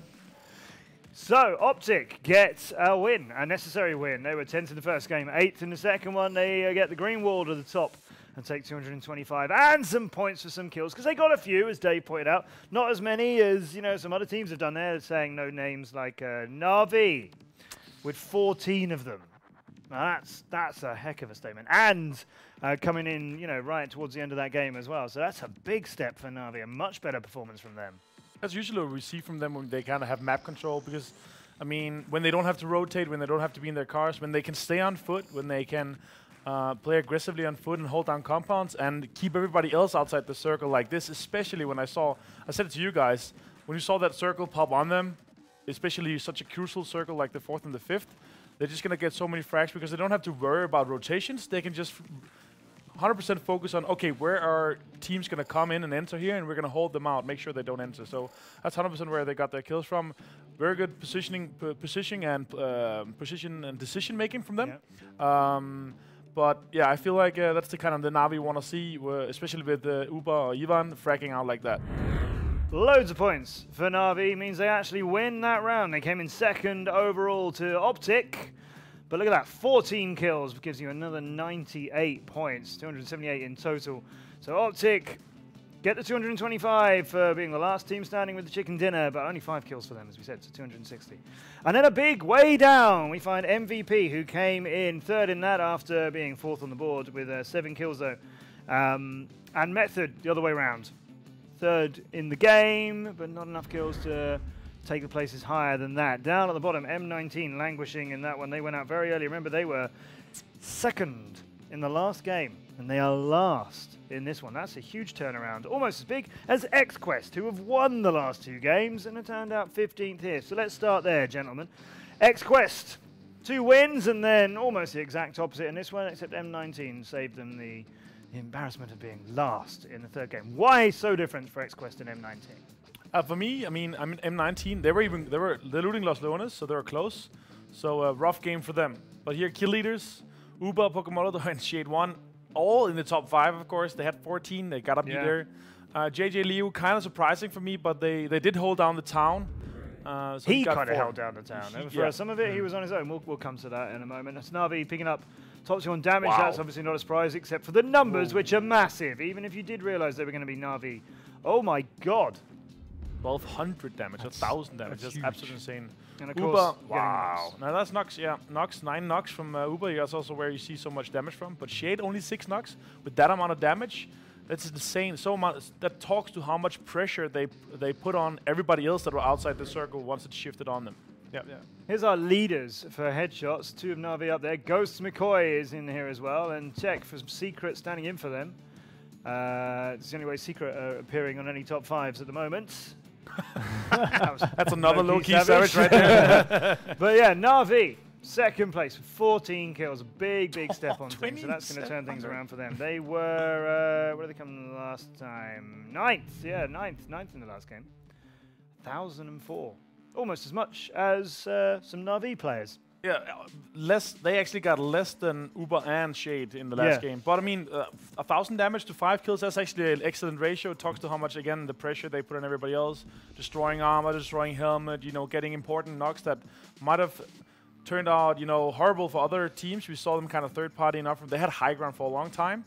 So it turned out well for them, and they stayed. And as Valiant stayed on the stage, they third partied everything. Made sure they didn't push. They didn't want to push in because there were only 3. Only want to push in once the fight already had happened, once they saw knocks close to them. So let's talk about that rotation. And yeah, some surprises. Yeah, we'll go with the rotation first. Yeah, so the Genji rotation, obviously. So what I saw them do was go around outside the east side. I think it was on the second circle shift. They decided to go on the South Island. Where they drove the long way around. Yeah. They drove outside the circle, over the bridge on the east side, and then ran into, I think it was Ghost. Well, Balak ran into them first. Remember, Balak ran into Gen. Here's our NVIDIA highlights of that whole game. So Balak ran into Gen, They took him out on the bridge, so that meant the rest of Ghost knew that Gen were coming and could wait for them, and yet it still took a very long time before that conflict actually happened. I think the reason why Gen G stopped was because they saw Bahawaka leave.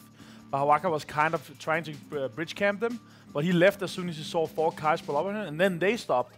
And then I think they were worried that more guys were going to be there, so I think that's the reason why they stopped. And then Balak came along super late rotation and didn't expect anything from that. Yeah. Is some of Navi's work. They're already up to 10 kills, you can see.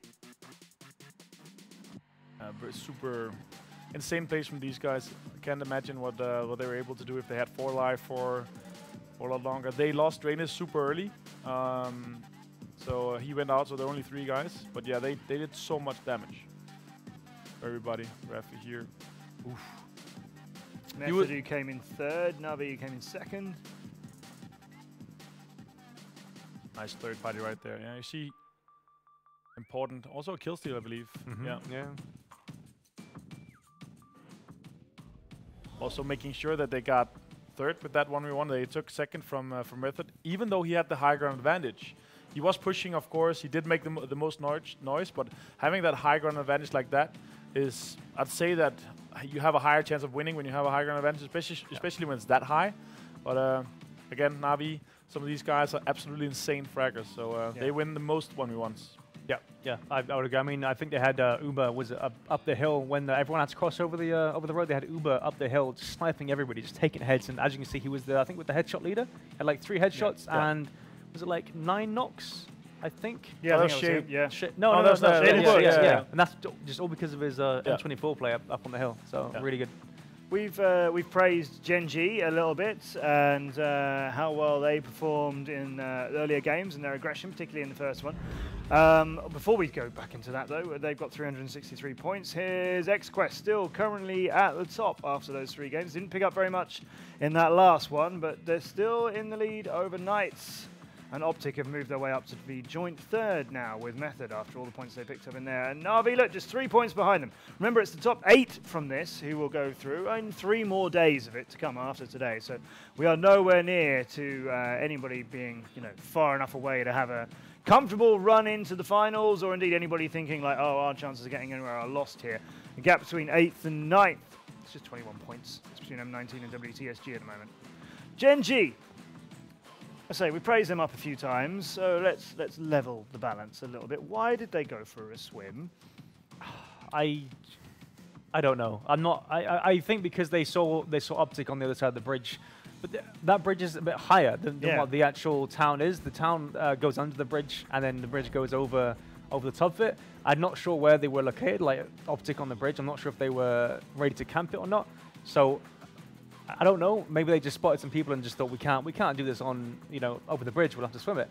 Obviously, Ghost, I think, was Miko behind them, just popping heads. But they knew that Ghosts were around because they'd been waited out. We knew that scrap was coming. Obviously, we could see it a little bit more clearly. But they also had been around long enough, and I think they'd run into each other by that point. Yeah. So they knew everybody was around. So there's opposition near. I think especially also because you have players around there, then you would also expect the rest of the team would be on the bridge somewhere. And also especially in a circle like this where the fourth circle is going to go away from water and everything, that you will have bridge campers because you don't want to go in water. Esquire kind of talked a little bit about it. It's been nerfed extremely. Before you could stay under the water for 35 seconds, now it's only 15. And instead of doing 1 damage per second, now it's 10 damage per second. So being in water is extremely dangerous. You don't want to swim. You really don't want to swim. So making that decision was based on the information they had available to them. They're just thinking we're going to be able to survive longer in the water than trying to cross a bridge where there might be 1 or 2 teams on each side, Yeah. Okay. I think so. Do you like it as a tactic? Do you think they made the right shout? I mean, we obviously have the benefit of hindsight. We know of course, based on the information they had available to them, I think, I believe that was a good decision because especially you have a circle that shifts away from water. You have one team that is 100% on the bridge on the top side because you can play around that area as well. As you said before, the town is kind of below it, so you can play on one of the sides where you kind of have pretty good cover and everything.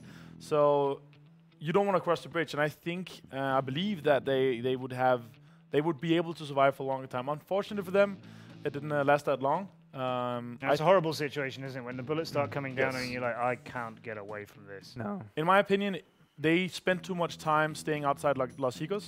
They should have, after they killed Balak, they should have pushed through, maybe driving all the way down through the prison instead of going straight through Los Higos. Oh, they're really long. Yeah, I would have gone for the long. If I was them, I would like to see them go on for the long rotation, going through the prison instead of going straight to Los Higos. I think that would be a much better decision in that, because especially on that bridge, it's kind of the fly bridge where you have to fight for it or you have to crash.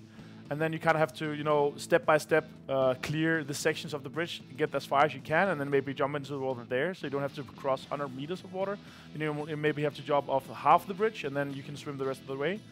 But yeah, I would like to see them ditch out of the fight in the outside the circle, basically, because they were in blue for a long time. They wasted a lot of meds on that. Yeah. That was a surprise. Yeah, to you? yeah. I mean, not quite a surprise to me, because I've seen what they've done previously in previous tournaments, and they kind of play similar to that. They like to set us to the blue and sort of scout ahead, but just sit there. I'm not quite sure what they're doing. Obviously, I'm not in their team, so I don't really know like what they're talking about. But I think their first mistake was not scouting ahead when they were on the mainland. Even before they did the long rotation in the blue, I think they should have scouted ahead, because obviously hindsight for us, we saw it. But the whole road was free into the circle. They could have just driven up, got a compound, perfect, you know. Let's talk a little bit about scouting, since you mentioned it, and the scout meta. I've seen Divine trying that a little bit. They've been sending Leo about in that game, and he ends up defending a compound and sort of puffer fishing it and actually getting a body or two. I think he picked up at least one. Is that something that other teams are going to try as we stay here on Miramar for another couple of games? Because it does always seem to be the same part of the map where that's happening. I also think it's the same kind of teams. We see Welcome to Southers doing a lovely 2-2 split. They sometimes kind of do it for a few circles as well. I think scouting is part of the competitive meta. I think I want to see more two-person scouting. You say pufferfish, especially I think peacocking, pufferfish, whatever you want to call it. I think it's viable, but at this point and where we are in the competitive, we're so far in the competitive scene now that if it's only one guy in one compound, people will crash you. You see more and more teams that will crash a one-person compound. And then you also see, if you go deeper into it, you see people swapping between their guns. So they have an M16 and AK, and then they swap between them, so people think there's more guns. That's the idea of puffer fishing, exactly. Right? Trying to be spikier than you are, and have more guns than you. And then when you're two guys, you can actually play outside a bit more. You can play a bit more aggressively, because if you get knocked, you might be able to get picked up by your teammate. So these 2-2 splits is kind of where I feel. Where we are at the current stage of the competitive meta, 2-2 splits are the most viable in the first couple of circles, maybe even to the third circle, staying 800, 900 meters away from each other, and then when you have the third and the fourth circle shift, if it shifts away, then you kind of come back and then you go into a full 4-man. Yeah. Okay, there's our teams ready for game 4 today, which looks like we might get airborne and go straight down north to south. Fiend, he put his hand up. Something happened. Waving. He was waving. Oh dear. Is it a happy wave or is it a problem wave? It was a heavy wave. He was desperate. No. I think he was smiling, but. Plus he's got his glasses on. It would be a shame not to fly. True. It's true. Yeah, I think we're going to go north to south. Yep. In about 30 seconds time. It's a pretty decent plane list. Obviously, okay, we're gonna restart. Probably. Yeah, we have problems with the PCs. Yeah, we have 64 players in, but I think there's an issue with Fiend's PC. Let me restart. But obviously, cursed it. Sorry, my bad. Yeah, you did. I'll take that. I'll take that. It's always me. It's always me. All right, so we've had Optic get a win for NA. Yeah. There's Ghost, who arguably were more likely to get a win for NA. I mean, especially they actually prefer Miramar, so that's why I also said I expect some stuff from these guys. Obviously, because we played 10 Miramar, 10 Erangel, and that's super heavy. And it looks like we're actually going to start this. Oh, okay. Maybe, but we'll see. Yeah, we're in the air.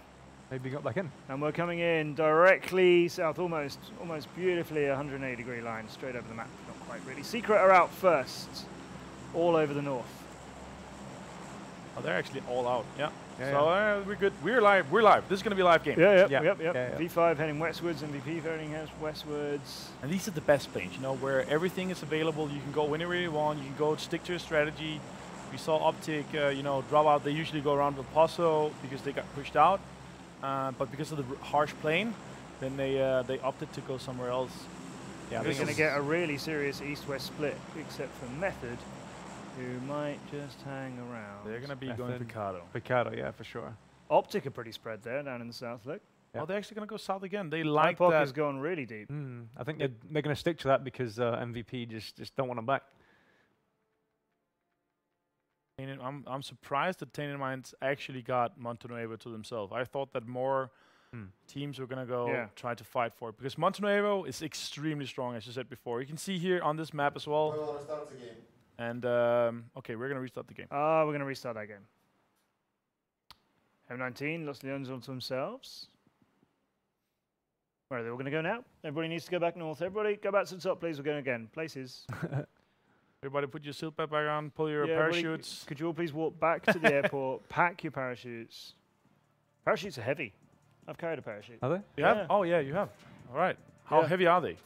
Surprisingly heavy, but then there's a lot of them. I don't know, I couldn't give you a weight of it, but I mean, it's a big thing, right? A circular canopy and it's silk, but there's tons and tons of it. You scoop it up by, you walk away from it backwards, and then you get one of your arms and you swing it under all of the strings, sort of scooping it, you know, with your left arm, you go from left to right, under all of the strings, and then with your right arm, you go the other way, and you kind of gather it all up in a sort of figure of 8. I'm not explaining that very well. Right. But you have to do that to try and get the whole thing, partly because there's loads of it together, so you can't just grab a handful. You've got to sort of wrap it up and bring it in. But also because then it doesn't get tangled and it's easier for someone to pack and doesn't tear. Makes sense. But it has loads, there's just armfuls and armfuls of it. You know, it's not, considering how small it is when it's on your back, there's tons of it when you're actually trying to carry it. And if you land the wrong side of a barbed wire fence like I did and have to walk through about 50 minutes of countryside to try and find your way back to an airfield. Yeah! I hope nobody uses that parachute after me. I thought you said you were an experienced parachute. No, I said I've done a parachute jump. You can read as much into that as you like. I've done a jump. Not looking to find weapons on the ground. I was just looking to find the ground, to be honest with you, safely. There's Tainted Minds. I found the ground, obviously. Yeah. Safely. You tend to do that. Regardless of how well your parachute jump goes, you do tend to find the ground. We will wake Tainted Minds up. I think they're might be in. Yep, they're all in. They're all in.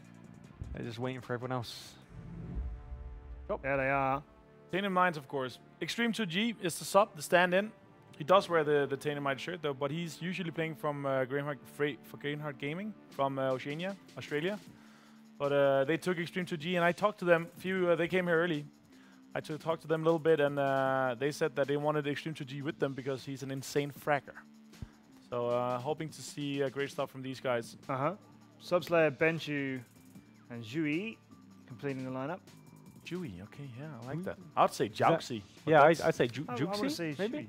Jouxie. Rory Dejoux. Oh yes, I would have thought like that was a French, yeah, like a French name. That won't be Jaux. Juice. So he's actually juicy. He could be juicy. Yeah. Yeah. Jou. Is there something you don't know, Avenger? Well, I mean, Avenger, what are you doing? Not quite the encyclopedia. I mean, we're talking English, right? So if you say Jew, that's French, right? So Je. What? Yeah. Right? Jouxie. You probably say. But Jordan Roy did you? Jew? Maybe he'll tell us how to pronounce his name when we put 25 frames a second of him on your screen in the shape of a video about him. Which is soon. Very, very soon, hopefully.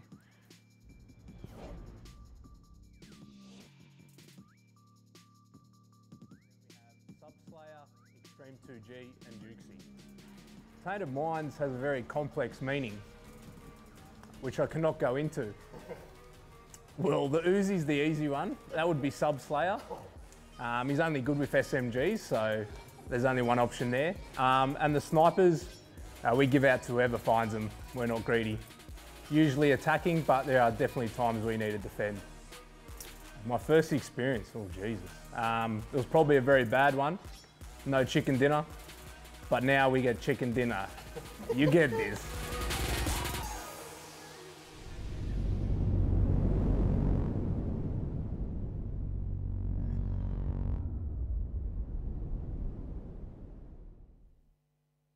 So what do you think it is? Juicy. Juicy. Yeah, we'll go with juicy. Also because it has unintended pun. all the time. Very juicy. All right, so let's watch Tainted Minds talk about it. They go, I don't know how to say your name. Well, I don't know. No, but Tainted Minds, obviously their second international showing. They were at PGL as well. Yeah. And their expectations to PGL wasn't that high because they've said it, I'll just quote them, they know that North America and Europe is the strongest region. So they actually look a lot into North America and Europe to see if find new inspiration and everything. And also, there are very, very few players that are on a salary in Oceania. Okay. So these guys, they all work while they play games. Some live at home and, you know, have gathered some prize winning money. Subslayer actually won the CMO first person solo. So he won $8,000 from that. So he's living off that, trying to play full time still. Very friendly bunch, of course, Australians being. But yes, so most of these guys actually play while working. So they can't commit as many hours as everybody else. We saw the guys, you know, 4,000, 5,000 hours. You can't do that if you're working at the same time. Yeah, unless you don't that's sleep, the of thing course. of, you know, an esport in its sort of emerging years, right? That some people get picked up by orgs that are in, you know, bigger scenes like NA and EU, and salaries start coming in. They're not there at first. But everybody always expected PUBG, I think, to do well. Maybe this has gone even quicker than some people would have expected in sort of the wider world of esports. For sure. But yeah, down in Oceania, that's a little bit tough, and that happens in other games as well. There's great players down there in other esports too, but the orgs and so on, you know, you sometimes need an org from overseas. That's happened in other shooters as well. We've had Fnatic pick up an Australian team, for example, in other games. So it can be done. Tainted Minds with a good showing. I think they'll impress a few people here, but they need to, because as you mentioned, they've been in international lands, but they were 16th in PGI's Oceania tournament, and 15th in that PGL you mentioned in the Spring Invitational. So the bottom of the tables is where Tainted Minds are typically seeing themselves and not wanting to be. Pittsburgh Knights, 12th in the last game, after being, well, runners-up in the first one, I think it was. Ah, there you go. There's some Oceania players, some Aussies and New Zealander, looking like most Aussie and New Zealanders do.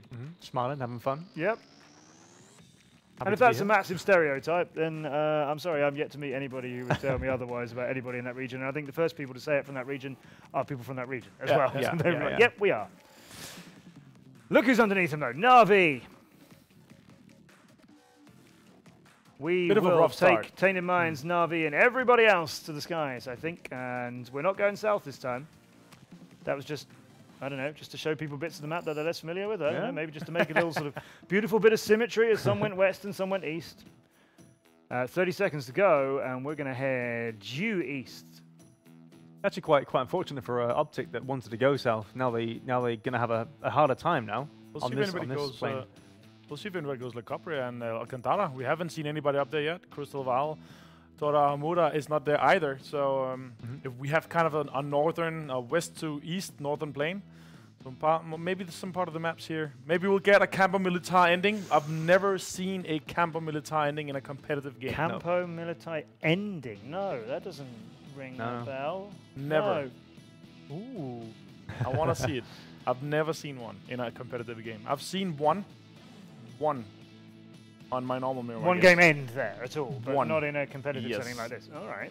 So hopefully that could be a fantastic ending. Also because it's actually a kind of fun area to fight. And as you see here, west to east straight opens it up from the majority of the games. The guys, Val del Mar, of course, super accessible through cars.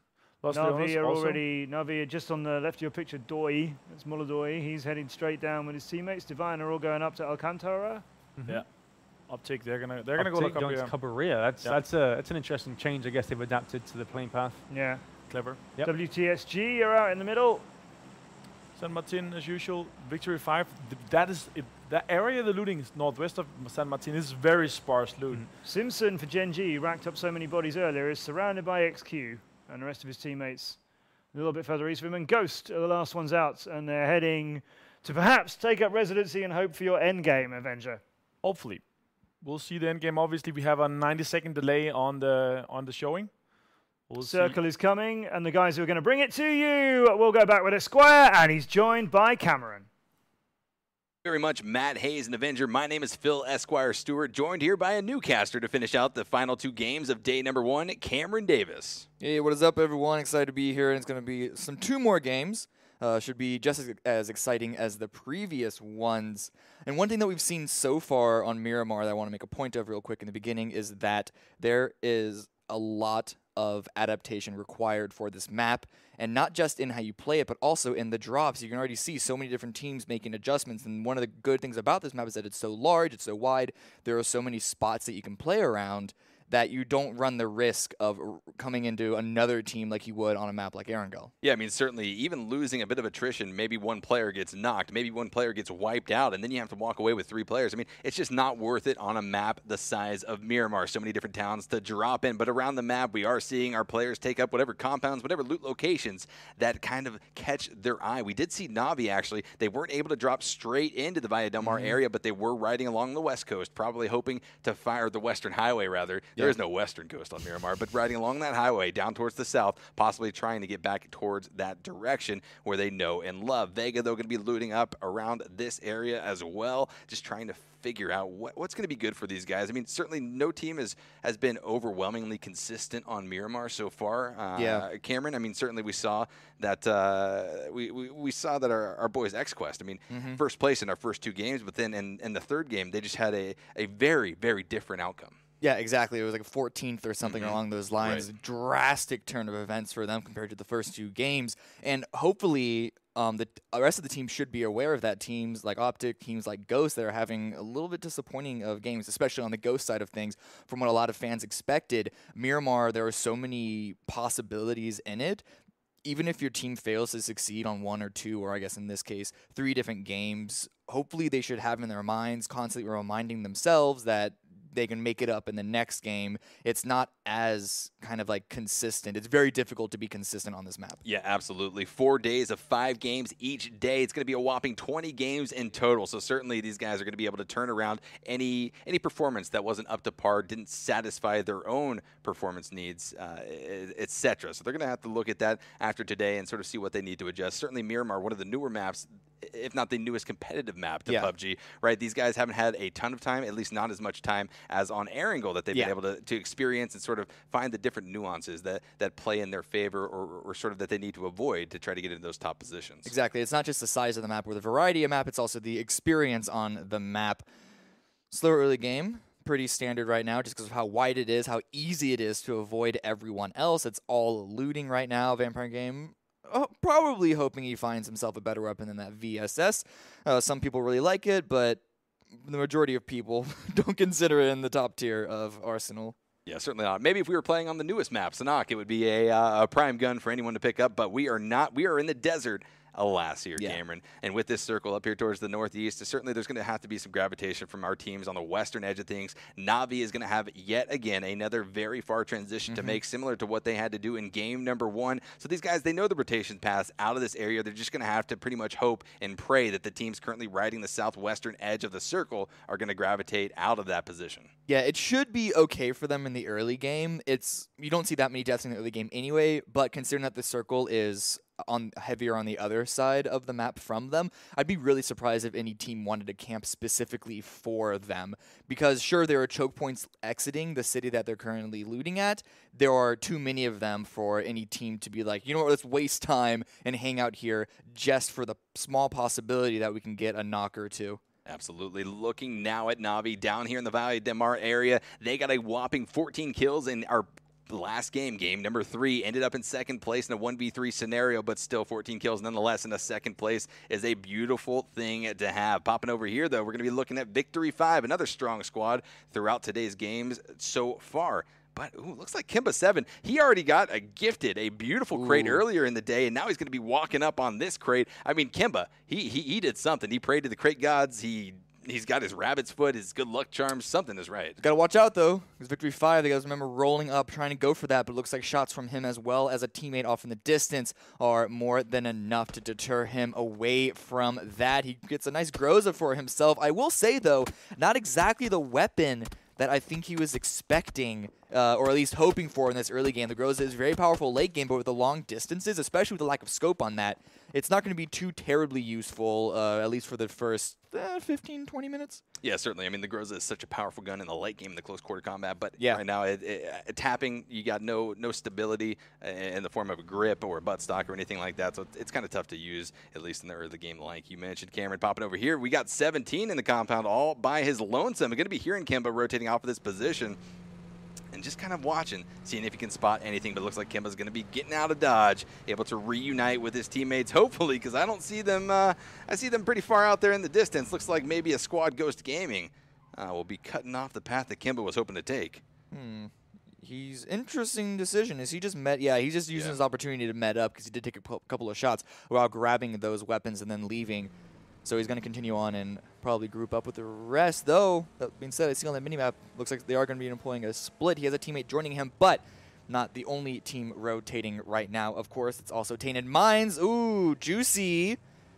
Done. Landed. Perfect. Done. 10 out of 10. Calculated. Yeah, exactly. It was exactly what he wanted, exactly what he needed. They're going to find themselves inside the circle with a reasonable compound to go for in the early game as well. Absolutely, and with the blue zone now pushing in on circle number 1 of game number 4 of the afternoon, the evening, we're going to be seeing these transitions begin to take place. Here comes Welcome to South Georgia's Vard rolling up on the Knights right now. Kramer going to be rolling down in the Murado down the hill away from his teammates, and here comes Texas as well. Vard just soaking up this information, feeding it to his teammates, and trying to decide, you know, when do I take the shots, if I take the shots, and now is the time. He spots out Voxic and Drayden all alone, trying to get out of dodge, and Voxic accidentally runs over Drayden, gives Vard exactly what he needs to take him down and out, just needs to have the connections. Yeah, he was waiting for the Knights to be split up enough to have less of a chance of getting punished, but he's actually going for more, but he takes a lot of shots off the distance. Looks like teammates is going to be Texas, did stop and give finally some covering fire. I don't think it's going to be enough for Knights to get a revive on Drayden,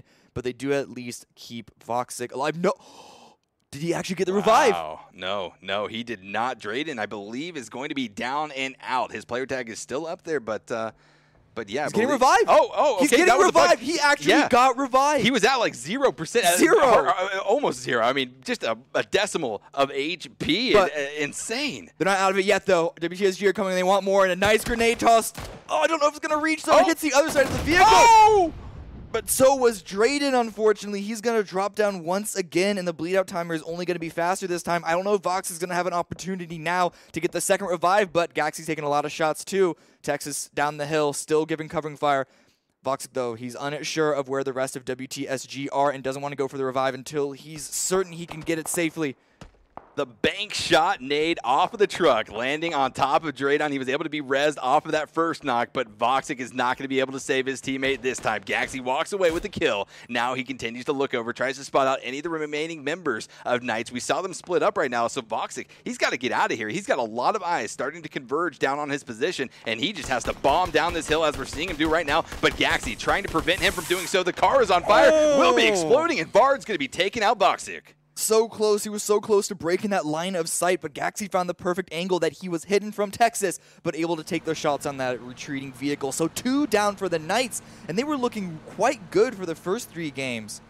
Yeah, already. They got snuck up on, but Vard's patience waiting. Oh, no, now Kramer goes down too. Oh, Kramer goes down. Yeah, that's just, this is not good for Knights. I mean, but really, it was just Vard's patience waiting for the Knights to split up. 2 of the members departed down the hill, and that gave Vard every indication, every opportunity to rain down Hellfire exactly like he did. Popping back over now to Method. Moleman and the crew going to be rolling around, but NBP is trying to make their own transition, drawing a lot of attention, a lot of gunfire from Divine. Yeah, Divine, they actually, if you remember from the drop point going all the way up to the northwest, they were able to leapfrog in front of MVP, and it looks like they're actually camping their rotation, or at least stopping it, given an opportunity to do so. The blue is coming in. It's not going to deal too much damage if MVP continue to find themselves stuck outside of the current play zone, but it is still a worry for them.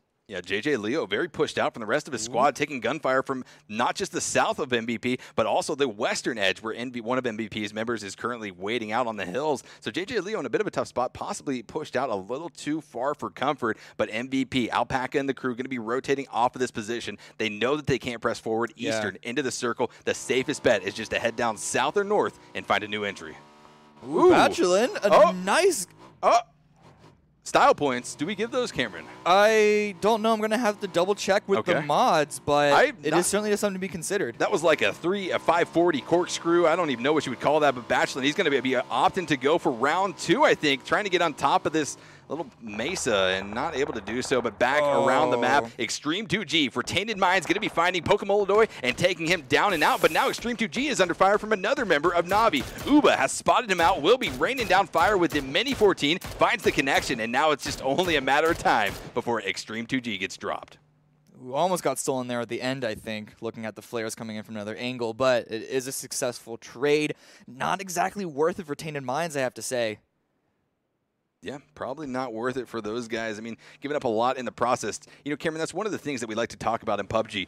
Every time that you get something, you're giving up something as well, right? And you're giving up your position for the opportunity to get some kills, put out some damage, and sometimes it plays in your favor, sometimes it doesn't, but here is Team 17 going to be trying to evade the shots from Secret. We see Fiend kind of leading this pinpoint position on this compound, just trying to get whatever connections he can, but none to be had, at least none significant other than taking Shocks down to about 30% HP, but now he's just trying to get out of dodge in that Murado. Yeah, trying to drop his teammates off, perhaps trying to employ a split, or Show just leaving on his lonesome to try and be a flank player.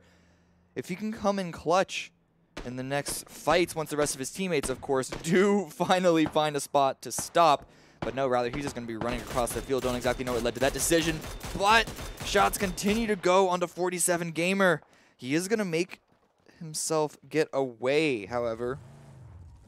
Surprised he didn't take more damage than he actually did, but 58 still alive in this game. Victory 5 finding a spot for themselves as well. Divine and MVP, they've been going back and forth. This circle did shift heavily onto their position. In fact, I think the borders are maybe only a couple of meters from touching. So thankfully, MVP didn't have to move too far. Divine neither. Yeah, no, absolutely. This is what we classify as a hard shift when the edges of these circles, the blue zone and the next safe zone, are almost touching like they are right now. And some hard shifts going to have to come out from some of the teams. But really, everyone just kind of in a safe spot already in this circle for the most part. Yeah, I wouldn't call that safe. I definitely wanted to call this safe for Na'Vi. Uba still driving out in the middle of the field, taking a lot of shots from Gen G up on top of this mountaintop, as well as a couple of shots from other angles as well.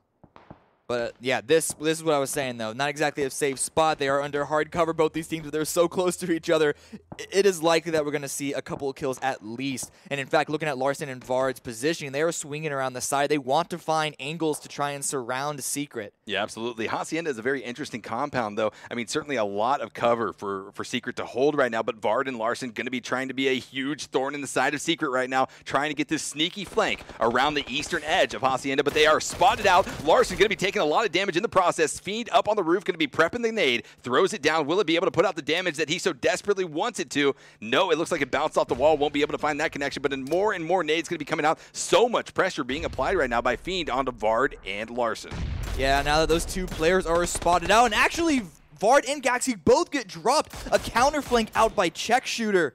Swinging around the side, Smitty, his teammate, giving him some support as well. Gaxi also got downed in the building across the way, and so this has gone from a good position to a very bad outcome for WTSG.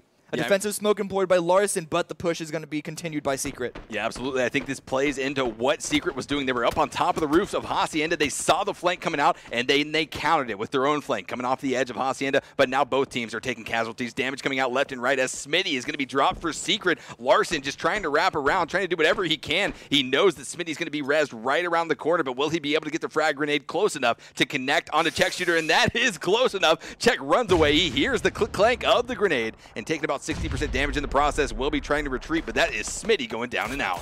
Oh, but immediately traded out by Larson. Fiend still on the roof, hasn't been stopped by WTSG yet. And now I think there's only one member standing, another bleeding out. The pickup is going through the hard cover, giving them the opportunity to do that.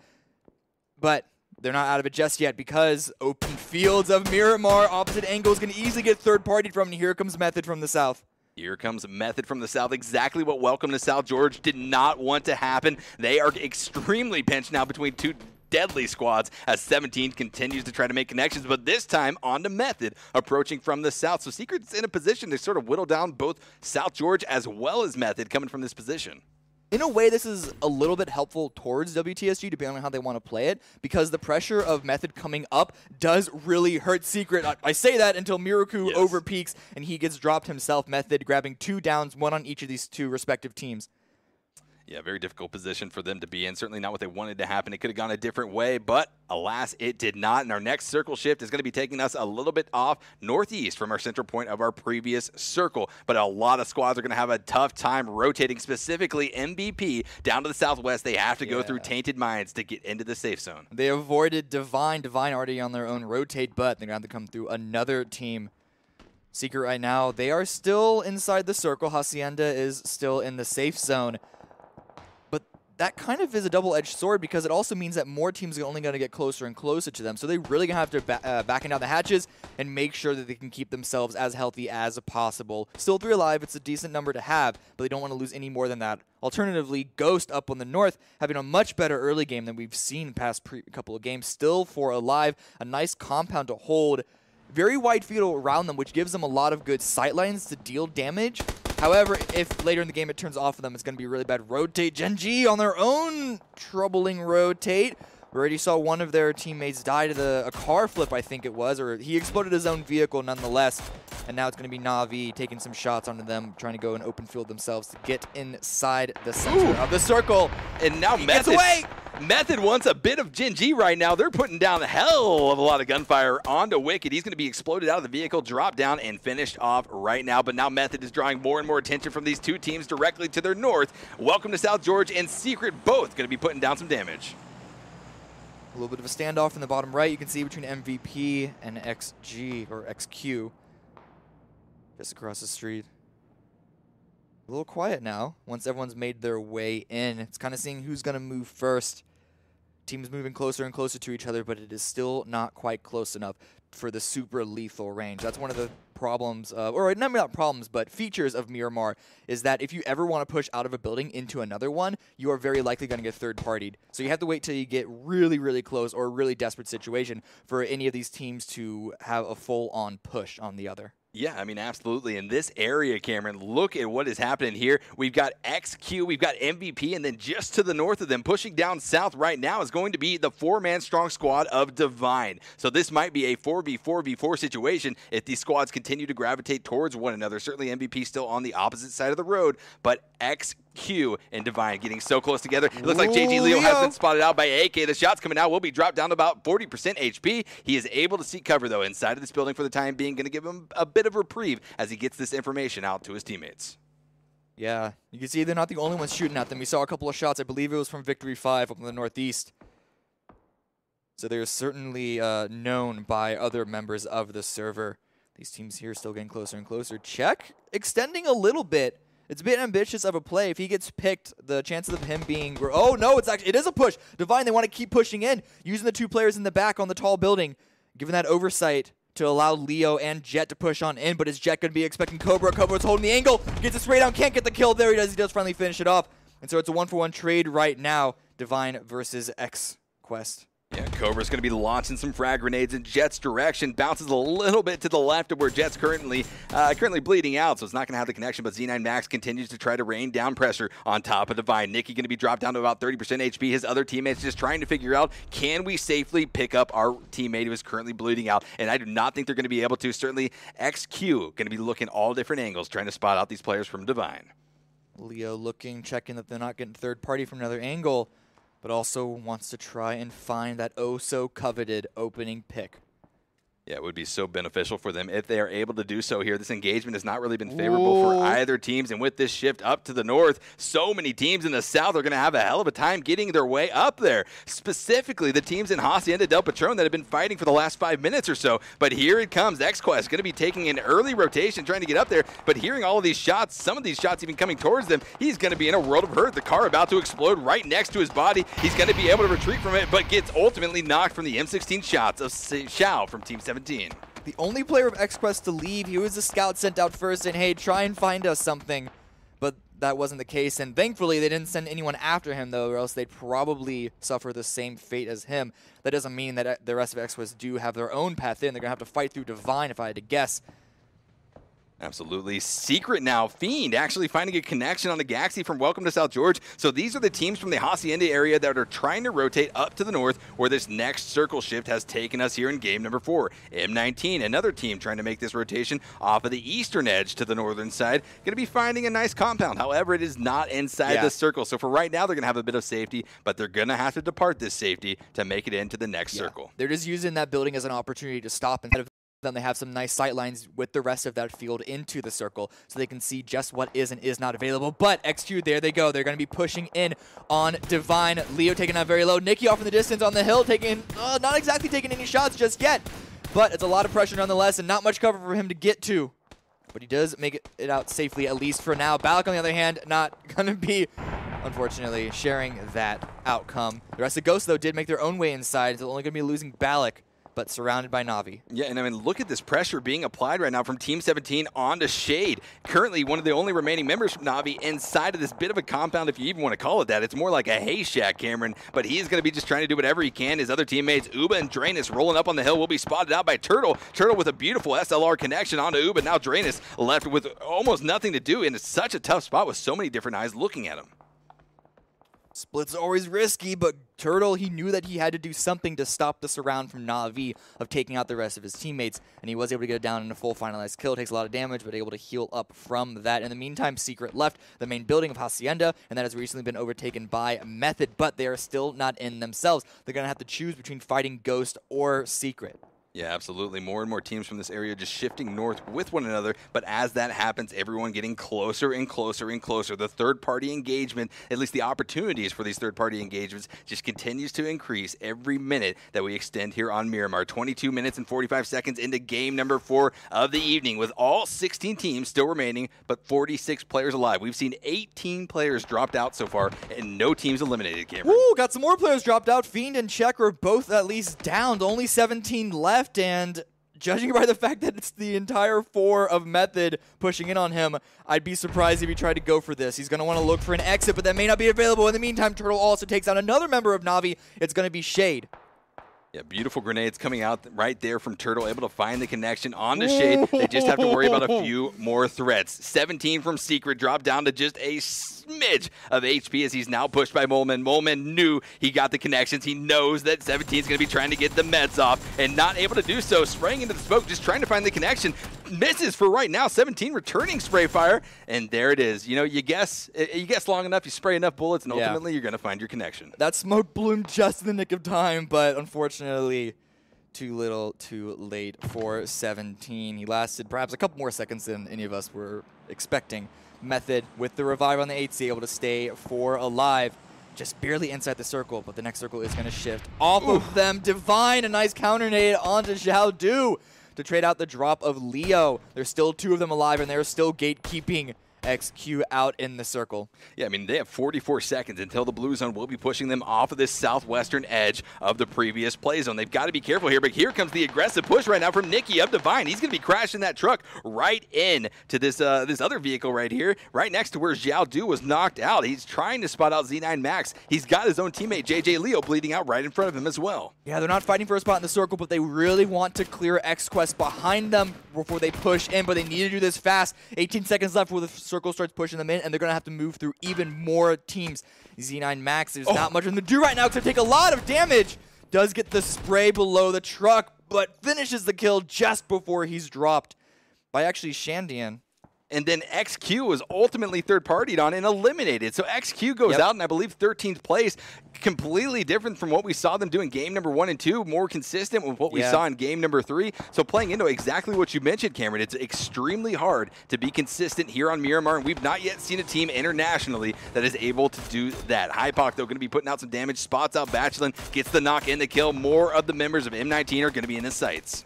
19 having to push in from the north. Able just barely to get behind cover, except no! Constant keeps moving outside of it. In the meantime, elsewhere, we got Ghost pushing up, trying to take the hill that they recently stole from Na'Vi, but here comes Method surrounding them.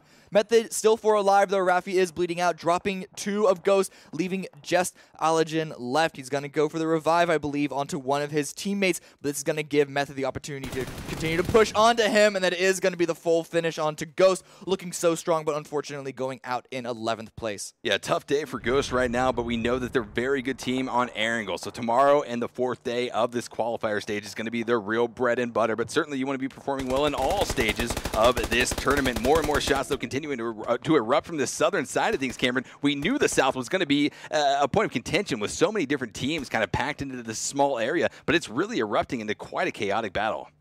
Method are doing a lot of work right now. Already with, what, 11 kills, I believe it is, and there's still, well, now in this case, 25 left, make that 24, as TM gets decimated, it seems, by multiple teams. Weren't able to make their way into the circle in time. Genji, it's not going to be great for Chelator, last one left of his team. Going to have to make his way through the blue, but he is held off by Victory 5. Has to stop to use one more med kit. Can get into the corner, but there's not going to be much of an exit out of there. No, pressure coming out now from Victory 5, trying to get some nades in that vicinity, trying to push Chelator out of his position, and they're doing just that, taking a lot of damage from the blue zone, but will be returning fire onto Lanrin, one of the members of Victory 5, but gets ultimately sprayed down by LSN and taken out of the game. Yeah, unfortunately, I don't think that kill is going to finalize for him. That's going to be just enough time to get the revive on that before Victory 5 move into the circle themselves. Speaking of which, only one team inside, and it is no one but Team 17, constantly in the center of the circle, and has been working out wonders for them this game. Absolutely, it has been. We saw them in game number 1. They had a beautiful, beautiful position inside of the circle for multiple circles towards the late game, but ultimately it was Genji that took them down and out with a very aggressive rush. Hopefully nothing like that happens here. These guys are going to be trying to do whatever they can to prevent that. They know that they've got all the tools, they've got the zone, but can they execute? Well, that against Genji, that was a 2v4, and now they still have 4. So I'm thinking that they're going to be able to put up an even better fight this time around if that does end up being the case. If they don't tear anyone that comes close to them apart before they can get anywhere near their building, because no one is still inside except perhaps Vega marginally, but he's about to be overrun by MVP. Yeah, MVP kind of pushing up on that warehouse right now, but here comes Victory 5. Ellison and his teammate going to be making this rotation out. We saw one of these guys get dropped from Genji just a minute or two ago. He was able to be rezzed. They're going to be pushing out of this area, but Levi's from Divine is still behind this car. Going to be spotting out Victory 5. So is Hypoc from Optic, just up to the north a little bit. Going to be spotting out LSN, hiding now behind this tree. So many different eyes on him. It's going to be a very difficult task to get out of that position. Oh, Method, they were so strong, but they're about to lose their 3rd player. Now just down to 1, just 8Z, and he's still not inside the circle just yet. But here comes MVP. The Blues going to be pushing them in soon. I don't know if they spotted Kippy. We saw Kippy a couple of minutes ago have to retreat from that barn, get inside the bed of that truck. I don't know if they spotted him or not. I don't think they did. And that means that once he stands up, he's going to get a drop onto Siege, but an immediate counter. Part of this terrain of Miramar really playing in favor of Levi's right now. This bit of deflate that he's able to have, these little rolls in the hills that are so true to Miramar, so present in Miramar, going to be providing him with a little bit of safety, but the shots continuing to erupt back and forth between Victory 5 and Optic. But over here, we've got Kippy bleeding out. Siege going to be picking up his teammate Otan from MVP. They just got to be careful right here because a lot of eyes going to be looking that direction, specifically the other member of Vega, Vampire. He's got a VSS, and he's going to be trying to do whatever he can, but it's a tough spot to be in. 80, he spotted out Optic. Yeah, he was trying to be as still as possible, pretending to be a rock, but Eyes of Optic going to be too good for him, and they're going to go out in 7th place. Kippy does finally get finished off by another nade from Siege, and now it is just Vampire game with trusty old VSS up in the north, hiding out in a bed of a truck of his own. Gonna have to cross a wide open road to get inside. Fortunately for him, not many people are watching that angle. Optic have an opportunity to do so, as well as MVP, because MVP are going to be searching up that hill to take their own spot inside the next circle. But if he stays quiet, though, he may not call any attention onto himself. He may be able to cross over, and that's going to be his plan. He's going to try and avoid as many fights as possible. Optic, though, they want none of that. They want to kill as many people as possible. Still 3 alive, making themselves a car fort, a nice little V formation, V for victory. V for victory, V for the duck formation because ducks fly together, Cameron. But I mean, yeah, like you were talking about, solo players are able to more often than not pull out maybe a top 2 or 3 placement just from snaking in and not being a presence that is easily seen. Having 4 members rolling around, you stand out a lot more than just a solo player snaking around rocks, trying to crawl through the hills. But we'll just have to wait and see how that plays out. 6 teams remaining, 14 players alive as Optic, 3 up, still in a dominant position with 7 kills, trying to do whatever they can to get this information. But the real story is going to be Team 17, who has been inside of the central point of the circle time after time. They've been shifted out just a little bit, and they do have a force pushing up on their back. They got to be careful because MVP is a force to be reckoned with. Absolutely. 47 gets taken out, and that nade, just too far. I think it dealt a little bit of chip damage to him. And I think this next one may be more than enough to fit. Oh, no, didn't go far still. But either way, he's going to be bleeding out. Don't know if QMCC is going to get to him in time. Optic also dropped because MVP, they're pushing up. They're taking fights with anyone and everyone who will come and face them. Valley trying to hold that, giving Bahawaka the space he needs to crawl back into safety before the revive comes through. Luckily, though, MVP are distracted enough by 17 to give Optic a little bit of breathing room, but 47 Gamer does finally get finished off. Ooh. And that's going to be the SKS from Alpaca, going to be finding his connection onto one of the members of Team 17, but Xiao comes up huge, gets the knock and the kill on to Alpaca. However, Shox gets immediately traded out. Shu, though, finds another member of this team MVP. C's going to be dropped. Payne G going to be dropped as well. Absolutely insane. We've seen Xiao time after time today just come up clutch for his team. 0-10 luckily is going to be there for the revive on his teammate on Depang. And then this is good for Optic, though, because this gives Optic the opportunity to push forward. And now that they have the man advantage, they can try and take these fights for themselves. Victory 5 finally finished off by the blue this time, but QMCC also dropped down. The bleed out timer did run through and is just Shu left. I'm certain he hears Optic surrounding him, and he's trying to not move, but MVP are aware of his general location. And so it's going to be rough for him. He wants Optic to take a fight with MVP for MVP to get distracted. Yeah, I mean, as far as the last few minutes go, Cameron, Optic has taken the least in terms of damage, attrition, whatever. Yeah. They have not lost a lot of armor compared to what Xiao from 17 has had to go up against. And Bahawak is going to be spotting out the remaining member of Team 17, Xiao, with the M416 taking him down and out. 2 teams remaining, 5 players alive, 33 minutes here into Game 4. Smokes come through from MVP for them to push themselves into the circle, but Optic, they are center circle, and they have huge control on the top of this hill. A spread out by Pang and 0-10. It's going to give them crossfire potential. But 0-10, he's not finding the connections needed just yet. Pang is pushing close, however. Yeah, trying to wrap around this southern side of this hill that Optic is currently holding out on, trying to get spots onto the head. Spots out Valiate. Will be scoping in on him right now. It's going to be Payne G, the player that was previously knocked by Optic, just trying to recover off of this. A 2v3 scenario. It honestly could go either way, Cameron. Certainly, this type of numbers advantage from Optic isn't huge. Ooh, look at this nade from Valiate, though. It may be dead on Pang. It's going to push past him. I don't think it's going to do much damage. 0-10 takes maybe 1 HP of health. Yeah, both nades going to be missing their connection, one from Payne G and one also from Valley. But now Bahawaka and Hetro are in a position to flank around and take down O10 as well as Payne G if they just do it. But they're going to be holding on this rock, not giving up anything. They're inside the circle. Optic aren't over pushing this because they're aware that they have the advantage, but just barely, just slightly. They want to force MVP into them. Hetro jump on top of the rocks. He can't find an angle. He takes some damage, but does drop Payne G. It's just 0-10 left. He's going to go for the revive, but he doesn't want to go on the aggressive because Optic going to be pushing onto him. You can see Bahawaka swinging around the side over 0-10, trying to go for the revive, but perfect timing, and Optic win game number 4. Beautiful job by the boys from Optic. If you're in chat, spam that green wall. They have taken down yet another game and are going to be sitting pretty with what they were able to achieve here in game number 4. Absolutely. Looking for the first 2 games, you'd be a little nervous for them. It wasn't awful for them, to be fair. It was 2 8th places, I believe, in a row. But we've seen Optic be a team that get into their own heads, and they've been able to climb out of it, it seems. Yeah, absolutely. 2 teams, only 2 teams have been able to secure first places on the day so far, both Optic as well as our boys from XQuest. But we have one more game to round out day 1 of the StarSeries I-League Season 2 event, Cameron, and I'm going to be very excited to see who's going to be taking home the end of the day chicken dinner. Yeah. Now, this wouldn't be the first time that we've seen, like, if Optic or, I guess, XQuest do win game number 5, it won't be the first time that we've seen a huge run, or in the first couple of days of Star Ladder. Liquid, definitely. I think they still hold the record for most consecutive wins on land, if I'm not mistaken. Yeah, no, I think you're right on that, absolutely. But, I mean, this is a good start for anyone to challenge this at Star Ladder. Yeah, I mean, certainly. They're coming out of the gate swinging, and if anything, as long as they make it into the final stages, the 8 teams that aren't here right now in the finals that are going to be watching to see how these teams progress, they're going to be a little bit worried about XQuest as well as Optic. Yeah. I mean, we got tons more games ahead of us, so it's not over till the fat lady sings, as it is said. That's right. Yeah, but one more game on the day, Cameron. What are you expecting to see out of these guys as we break into this? I mean, certainly so much happened in game number 4. So many aggressive plays. So much greatness.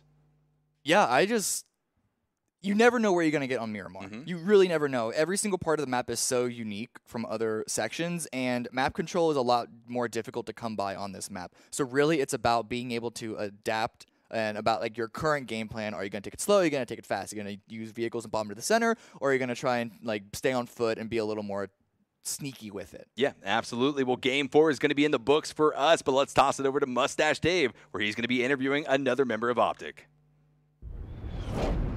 Back-to-back wins. First of all, let me shake your hand because last game you had 5 kills. I asked you what you're going to do. You got 10, doubling it. Congrats on that. So let's go right into it, starting from the beginning. You guys had a different drop location. Yeah, we changed our drop location this time. We took heavy note of the different spots that teams aren't going, especially with certain planes. If our first drop was like heavy south, so a lot of planes kind of messed that up. So we realized people don't go Crater Fields or Coberia, so we ended up switching it up because of the plane path. All right, so that was early game. Then we get to the mid game. I noticed you guys held a 2-2 split for some time over there in the farm. Kind of quiet. But what are the benefits for that 2-2 split? The benefits for the 2-2 split is just to control more area. So on certain circle shifts, we have different routes. Like you saw once it shrunk north, the team at the south compound was able to wrap safe. They don't have to worry about anything. We covered a lot of flatland. A lot of teams mess up on 2-2 splits as far as like they can't feed information off each other. They can't help each other. But the 2-2, like we covered their hill, they covered our backside. We fed off each other and make sure none of us got crashed. Just to follow up on that, what if one of the 2-2 splits, like they go down? What's the plan then? How do you rescue them? If one of them goes down, you have to like make sure that 2-2 splits have a lot of like ground to cover. So what ends up, there was a lot of flatland. They could see all our wraps. We could see exactly how many numbers. So if one of us goes down, they could pretty much watch all our flanks. If a team wrapped east, they could watch it. If they wrapped west, they alleviate pressure off the 2. So make sure as long as you're doing 2-2 splits, you could play off each other very well. Yeah, because I've seen them go wrong a lot of times, but you guys did a great job there. So now let's fast forward to that very high ground that you guys had with that ridge to the north. I mean, let's talk about it. Yeah, it's kind of a flat land there, so you have to be careful of certain compounds having sight. But once we noticed that the blue was pressured all the compounds out, we had high ground at everybody, and we knew that even if it was just straight flat land, we weren't pressured by anybody. So all we had to do was wipe the team that ended up wrapping out of the compound, and we just had free reign on people. So yeah, that's another question. You had a team in the north kind of wrapping around the northern ridge and then the south. How do you decide as a team which team to prioritize as far as taking them out first? It's pretty much just like the angles that we have. We knew that the team north of us that was like at the bottom of the ridge that ended up wrapping up, there was no way they could get to us because of the way the terrain was. So they weren't a high priority. The biggest priority was the team south because if we let that full team get on the ridges, they could just keep shooting us from behind. So it's pretty much just the terrain, and if we kill them, we could control half the map. So let's see. Are you going to double or nothing and get another win this next game? I mean, you went from 5 to 10. Are we going to get 20 kills? Hey, we might get 20 kills, especially on Miramar. That's the map to do it in. All right, 20 kills. I'm going to let you get back to it. Hey, keep up the momentum. I'm going to let the desk. Oh, the camera's already gone? Break it down, desk.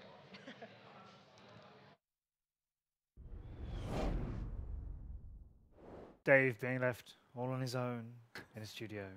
With 64 players, but cameras just vanishing from him. Oh, just a moment for Dave as he thinks no one is with him. When really, we are Dave and we're watching and listening. And we're seeing Optic get their second win, and they want 20 kills in the next one. Well, that's going to be exciting. But 10 kills is a big improvement for them, and another win on the board. Yeah, Optic have turned up now. I mean, I love it because he was so low-key savage before. You know, are we gonna see some more kills, guys? I'm like, yeah, sure, let's double it, boy. So I like that. So great decision, especially as Valiant said, the 2-2 split they had going. I also said that to you while we were watching. It's a really, really good 2-2 split, especially if it shifts towards them. So great decision making from these guys, and obviously, I mean, they played it out. I think they played it like perfectly compared to how the circle approached. Made sure they put a lot of pressure on the rest of the map, and especially as Valiant said himself, you know, the team in the south was their biggest opponent in that game, so they had to make sure they didn't get in. So yeah. Optic top of the boards and getting the place points and staying up there with the kills that they racked up as well. It's a good work from them. I thought they got 10, to be honest with you. We'll say 8. Yep. MVP. More points on the board for their Korean roster there, so that's 243 for them. That's some way behind Optic's gain on this. And then Team 17 making a good appearance up in third. They had 7 kills in that game, and Victory 5 getting some more points. These teams are getting mixed up, aren't they? Gen G's coming in on 8th on here. Divine's got 7th. Vega, who struggled, I think, in the previous game. No kills, but still managed to get 6th out of this. Coming in 5th. 5th in the game and then 6th in points after that. Down at the bottom, Secret again with a couple of kills there. And Na'Vi dropped all the way back down there after having such a good performance just now. Only 1 kill in that game. Knights in 11th. Tainted Minds up to 10th. X-Quest getting a 12th. It's just one game to another. We're just picking these teams up, putting them in a bag, giving them a shake, and rolling the names out on the floor afterwards. Yeah, I think it really talks to the Miramar that the teams are not used to playing against each other. They're not used to Miramar as much as a Wrangle, so kind of changing everything up. But like to see, we only have 2 winners in 4 games. I think that talks a lot to how much these teams like this. 8C though, 8 kills. He popped off. We saw he get a full team wipe on Ghost, 3 kills. So a triple kill for him and stay in place by him. 8C and 8 for Methods. So naturally, as somewhat nearly always happens, top of the leaders for damage. 692 from him, so not the destructive power we've seen in earlier games of 1200s on the board. And look at that, a bit of a mix-up of teams as well. Optics, Bahawaka getting in there, and MVP getting 2 up there. Xiao, we saw great work from Xiao. Yeah. We saw that transfer with the M4. Wow, he really nice control there. Yeah. Mechanical skill through the roof. Haven't seen much of him before, but we saw that was the guy that also wiped 3 Gen G guys when they pushed his house. So I mean, talks to his amount of mechanical skill right there. So about Circle 4, which then took a game in which we nearly reached 20 players dead and no teams out of it. And within a matter of a minute or so, we lost about 6 teams. It was very, very destructive when we reached into Circle 4. M19's rotation, let's talk about that to start things off. So M19's rotation was on the 4th circle, I think. They did an east rotation to north. The 4th circle was hard shifted northwest towards Optic, actually. Every circle, you were like, oh, great circle. Every single one. But yeah, they did an east rotation north. North was usually free. Like it's on these hard shifts, it's usually the side where hard shift 2 is generally free, in a sense. So a lot of teams like to do these hard rotations around the edge of the circle. They like to go outside and take the free spots up there, but it didn't quite work out for them in the end anyway. But yeah. Take in mind some replays of them, thanks to NVIDIA. Here they are, before leaving this game 9th in Monte Nuevo.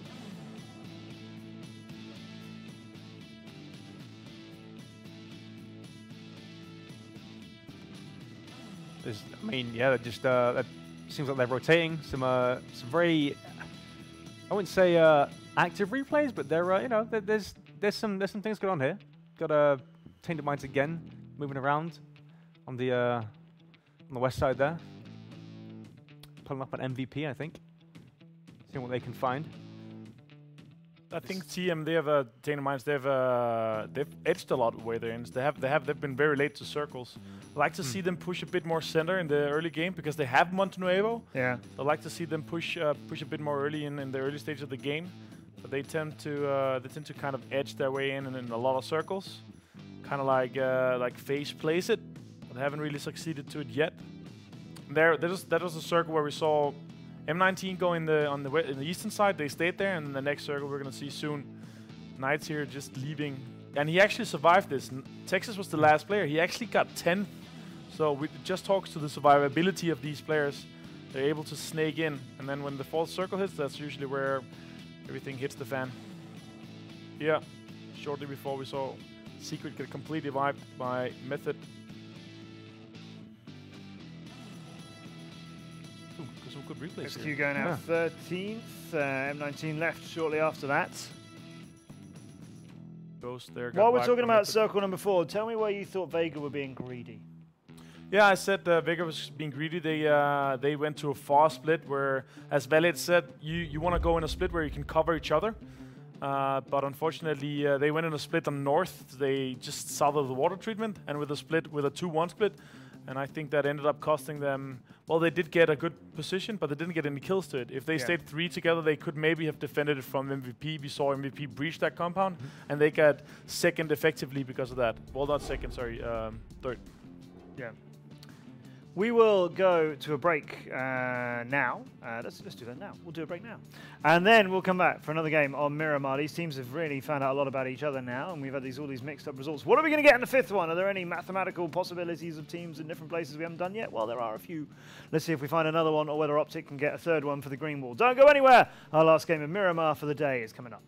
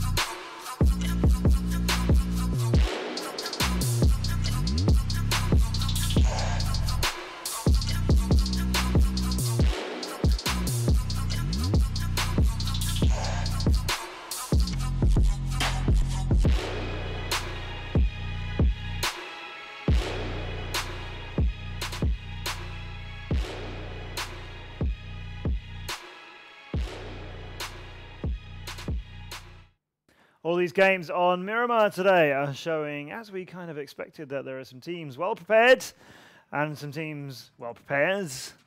And some teams who are well prepared and surprises to the other teams, regardless of how much preparation they've done. It's a mixed-up day, and it's the first day of Star Ladder I-League PUBG Season 2 playoffs. We have these 16 teams. 8 of them are going to make it through to our finals. That is a few days away yet. We've got 4 days of these groups to go through. One more game with Hayes and Avenger and myself, Matt Andrews, and we're having some fun on Miramar, as we thought it would be. But I've got to admit, these results are a lot more mixed up than I would have anticipated. It talks to that these teams haven't prepared that much. I mean, they have prepared, but they haven't played that much, and especially also the difference in regions. Of course, this is an international invitational, so we have that many different regions and playstyle you kind of mix together, and in being kind of a clustered in the south, where if you have a northern ship, you have a lot of people in the south, and they just kind of frag out each other. And I would like to see, you know, more of these. You talked about it a little bit, the M19 rotation. I like to see these big, clever rotations because, you know, you have a northern rotation. If you have everybody in the middle, you have a big northern rotations, everybody's going to be on the southern side. I like to see these kind of the clever rotations, the liquid rotations as of the new roster. I like to see more of those. We've seen a few of them, but I'd like to see some more. Optic Gaming have taken the lead after the 4 matches that we've had so far. XQuest's last 2 games nowhere near as good as their first 2, which means they've given away that lead to Optic. And MVP around in 3rd, Method up in 4th. Knights have had a couple of difficult games as well, but they're hanging up in the top half of things, which is where everybody wants to be alongside 17, Gen G, Esports, and Victory 5. The other side of things, people are moving around, but are they making it into that upper half of the board? It's not quite happening yet. The gap's still nothing in it. Look, only 8 points between 8th and 9th, and loads more games before we even begin to say, you know, any of these teams have got this secured or have got a real mountain to climb to make it to the second half of this tournament. Team Secret, though, struggling a little bit here so far, but you've been impressed by what you've seen of their roster. I mean, we saw here, welcome to South George so far. I don't think that the teams here, they give enough credit to them. I think especially in a wrangle tomorrow, we're going to see that. Obviously, having 17 in there, I think he's a great in-game leader. They have Check Shooter as well as stand in, and Fiend and Smithy, they're fantastic fraggers. So I'm really excited to see what they're going to bring on Wrangle. Obviously, you have one more game at Miramar, but tomorrow, I think we're going to really see them pull something out of the back pocket that the teams didn't expect here. They're going to need to as well, because they're going to have most of today to make up on. That's what Avenger thinks about Team Secret, but let's introduce you to them in person. I watched Season 1 of Star Ladder and thought that everything really well. Great production and the tournament games went really well. So we were very excited to get the invite. PUBG was my first-person shooter on PC. I came from console, played a little bit of MOBA on PC, and when I found PUBG when it first was released, I fell in love with it. Just the feeling of getting a headshot, the feeling of beating another team and winning the chicken dinner. So going into this tournament, our team has been practicing a lot on how we communicate. Half of our roster being from SA and half of our roster being from NA. We've learned that there's phrases that kind of differentiate, and so we've been putting a lot of time into making sure that we're on the same page. We are very confident in our shot and our ability to fend teams off, and so I think that will play to our advantage going forward in this tournament, and we're excited to become a top dog going into the finals.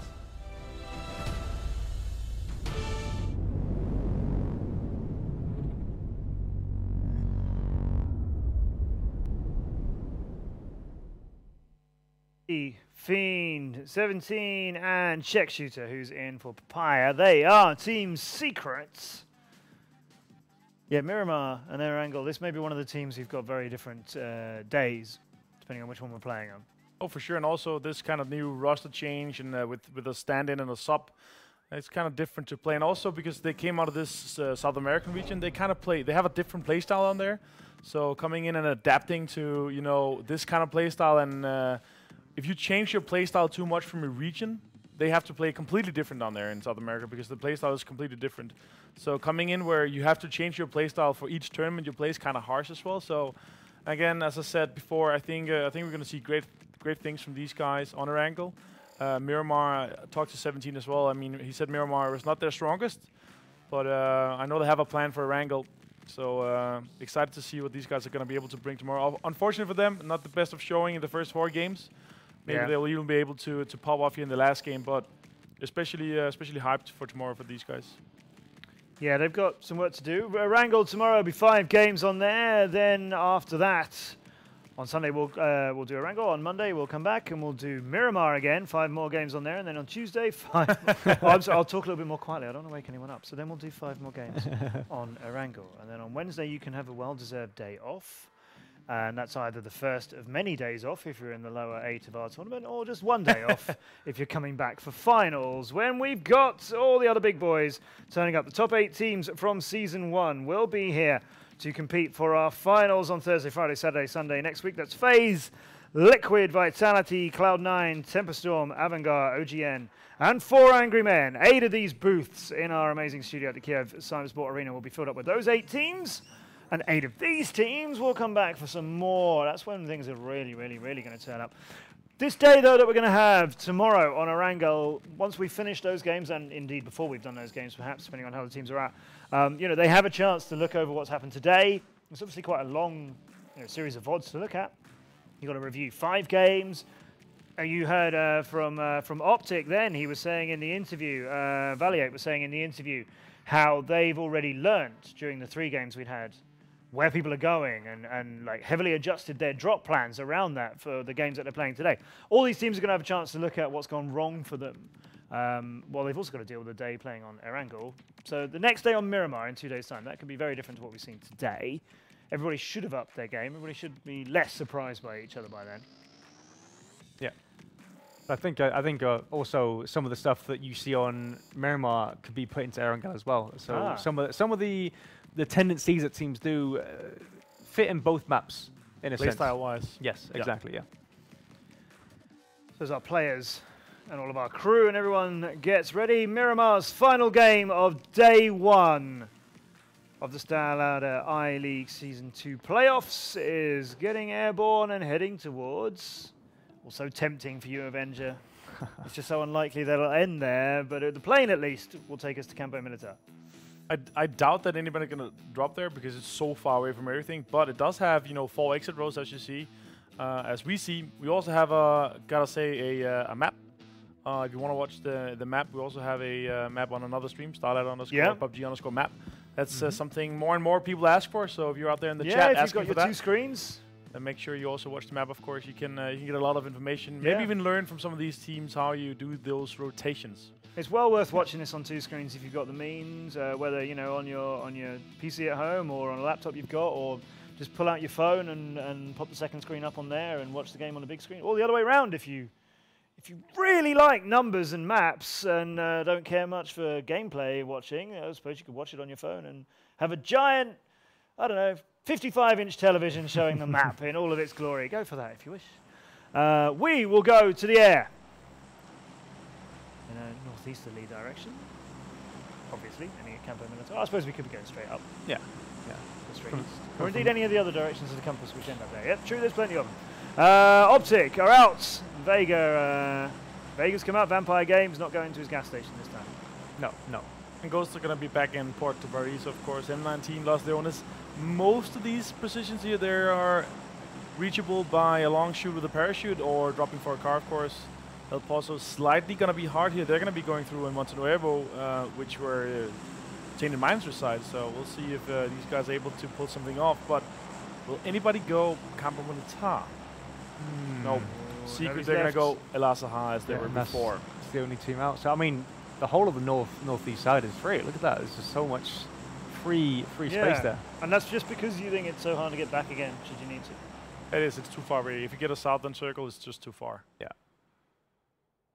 There's your spread. There's the map.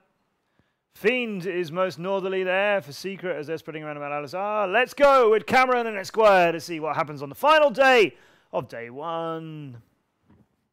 Thank you very much, Matt Hayes and Avenger. We are back here for our final game of day number 1 on Miramar. My name is Phil Esquire Stewart, joined here by Cameron Davis to bring us home for the final game of the day. But Cameron, it's been exciting so far. I'm only expecting that to continue on here. And Avenger, I'm sorry, but you're not going to get that Campo Militar. 5 games, you didn't get it. But there are 3 more days for the entirety of the tournament to where we might see that play out. Yeah, well, 1 more day specifically for more Miramar games. But nonetheless, I want to point out another interesting adaptation on the map. It's actually going to be Optic completely swapping up. They're going directly under the plane route, quite close to Na'Vi. I was a little worried that Na'Vi would try and abuse that and take a couple of kills, but looks like they were fine, being separated for now. Watching other people drop down as well, grabbing their own vehicles. Oh, Vampire Game, though, finds an opening and gets a very, very early drop onto Benchu. Yeah, certainly not what you want to have happen. Not even any armor to Vampire's name right now. Just an M416 and a dream, and that dream was to knock Benchu out, executing on it very, very well. And he's just going to roll out. An easy 7 points for him to pick up early game. And he knows that there's a bike there. Absolutely. So it's going to be good for him to pick up later, of course. I don't fault Benchu for going for that vehicle, though. The chances that there was anyone in the compound next to him who finds a weapon immediately, runs out, able to get a knock on him before he drives off, that's something you really just can never account for. So hopefully that doesn't tilt him or the rest of the team too much. But if it does, you have an evening to get over that tilt. Yeah, at least this is also the last game. At least it's also the last exactly. game. He has an entire, let's call it maybe 18 hours to get untilted. Something like that. But I mean, speaking to that in specific, I mean, it's sort of like a thing of PUBG. I mean, sometimes there's just the unknown, something that you can't plan for, something that almost if you do plan for it, 9 times out of 10, you're not going to be rewarded for the planning. So just unfortunate for that to happen. But here comes MVP rolling into El Pozo. They pushed out a squad earlier. I believe that was Optic, who we now saw dropping into the Los Higos area, really favoring that southwestern portion of Miramar now. Yeah, absolutely. WTSG on the lonesome themselves. San Martin have that entire space to get loot for themselves. And, well, they're going to need it because, as we saw on the leaderboards, they're not doing too hot. They were looked at as one of the main favorites coming into this one, but they're currently sitting in, what is that, 11th place? Yeah. They're definitely going to want to improve, and they have the time to do so. Exactly. They have this game plus 15 more ahead of them, so they're not out of it just yet. But they obviously want to start as soon as possible, and they're not alone. Every team in the bottom 8, they want to climb themselves up. Absolutely. Every team's goal is to make it into our final stages where it will be 4 days of games just like this. 4 more? But with so much more on the line, Cameron. I mean, the ultimate prize, the prestige of walking away as #1 for the StarSeries I-League Season 2 event. I mean, it just means so much to these guys, and you can really tell when you walk past these guys, you see the emotions in their faces that they want to be playing as well as possible. Method going to be opting for that beautiful Picado drop, not going to be contested at all. And look at this, we've got our icons up, going to be showing us exactly where our teams are currently posturing themselves. Watch this by X-Quest right now. They had a decent spot in the circle, but immediately, the first chance they get, they looted up. I don't know how much loot they have. It's certainly not. I'd be surprised if they were able to loot that entire area. But they say, you know what, this kit is enough. Let's move out. Let's find a decent, a better spot in the center of the circle, more central than they already are. That is being proactive, and that's what I really like to see in a lot of teams coming out of this game. Yeah, absolutely. I completely agree with you on that. Do they go for the crate, though? You know, it would be a dangerous decision to go for the crate. It's always given a dangerous decision. That's not what I asked. Right. So Cameron, no, they don't go for the crate right now. Smitty's going to be going for the crate. Certainly, they don't know that either of these teams going for the crate. It's going to be deadly. Certainly. And here, all 4 cars of X-Quest turning towards the crate right now. They're going to be opting to do this. Xiao Du up on the hill, going to be providing a little bit of overwatch for his teammate AK, who will be reaping the spoils off of this crate. Yeah, this is definitely going to set them up very well. So able to continue this run and hopefully get themselves a 3rd win. Not in a row, of course, because Optic have wedged themselves in between.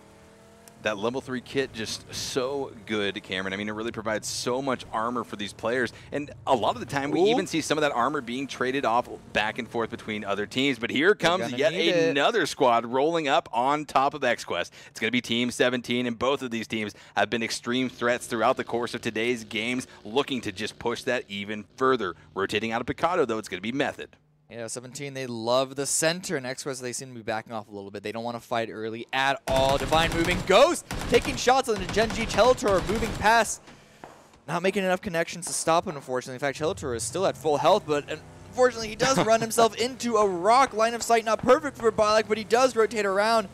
Still not landing any shots onto the player, though. Yeah, here comes Turtle, though, down the road the opposite direction. Will be passing up by Gelator right now. More and more transitions beginning to happen as the Blue Zone will be pushing in on circle number 1 right now. 4 minutes and 35 seconds until that restriction will finish. But for the meantime, these squads on the western side of the map have at least a little bit of time to make their way to the east. That far transition so difficult to make here on Miramar. Yeah, and choosing what direction to come in from can also be a little difficult sometimes. You want to guess where the heaviest population is going to be and try and avoid that, and the early game is the hardest part of that. Luckily, thick population still isn't that thick because it's only the first circle. There's still enough space, but it can still sometimes be a little sketchy, especially on Miramar, where a lot of the roads or even dirt paths over hills easily turn into choke points. Yeah, I mean, choke points or just areas that can disable your vehicle. I mean, a bowl or something where your vehicle might flip or just stall out almost completely, losing your momentum. It can be also deadly for you in these transitions. But here we go, more and more happening. We see some shots coming out from Genji right now in the centralized portion of the circle onto Ghost Gaming, but at least for the time being, they're going to be safe. We can see those shots right now on the top part of our screen, flying over from Ghost Compound onto Genji. The other 3 members of Genji directly above Ghost Gaming right now. Everyone just trying to reunite, but AT from Method going to be peeking over the hill. He hears the shots. He's going to be trying to get some information. Yeah, he's got his teammates up and joining him too. Na'Vi also making the rotate down from south, and if you were paying attention to this area on the minimap just on your screen earlier, you can see how close Na'Vi, Optic, and even Divine are with each other, and so we may see some action down there in the rotate before they even get into the circle. Secret, though, they have some action of their own because Victory 5 rolling up on a compound just below their hill. Smitty, though, doesn't want to stick too long out there, doesn't want to lose any durability on his armor, and he's going to pull back. You know, Cameron, this is exactly what you were talking about. Victory 5 taking the time to rotate to a less or what they assume to be a less populated area of the map to find themselves on the northern side coming down in. They didn't expect a team to be there, but Secret was already there. But one team in the grand scheme of it all, preventing you from entering the circle, is a lot better than 4 or 5 teams right at the edge. They tried to go center. There would be a lot of work ahead of them. Ghost and Gen G, a little bit of a stalemate right now.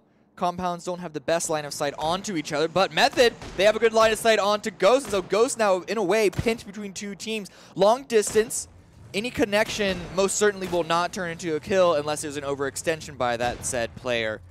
But you can still try and deal some damage. X-Chris took a bullet himself, right to the chest. Right to the chest, but yeah, I mean, exactly. Put out some poke shots, take some attrition out of your opponent's bag of tricks, trying to do whatever you can to whittle them down. At the end of it all, when you have 35-minute games, it is a game of survival, trying to get as much through to the end game as possible, and whatever you can do, it might come back to help you.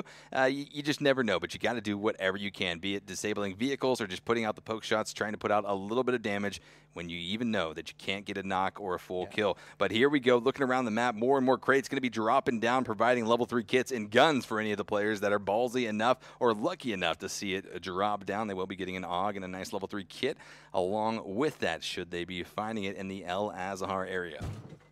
If anyone goes for this, I can't imagine that anyone would, though. Fiend is in a position to go for it if he wanted to, but that is a likely spot that V5 are now watching because that crate falling, and so that may just be a trap.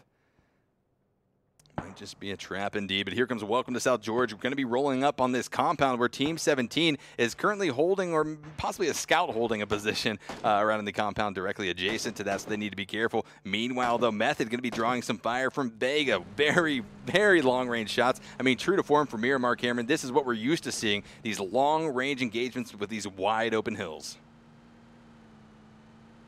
No full connection so far, however. Even with those open areas, it's still some long shots. And so you got to have a really good scope or just really good leading.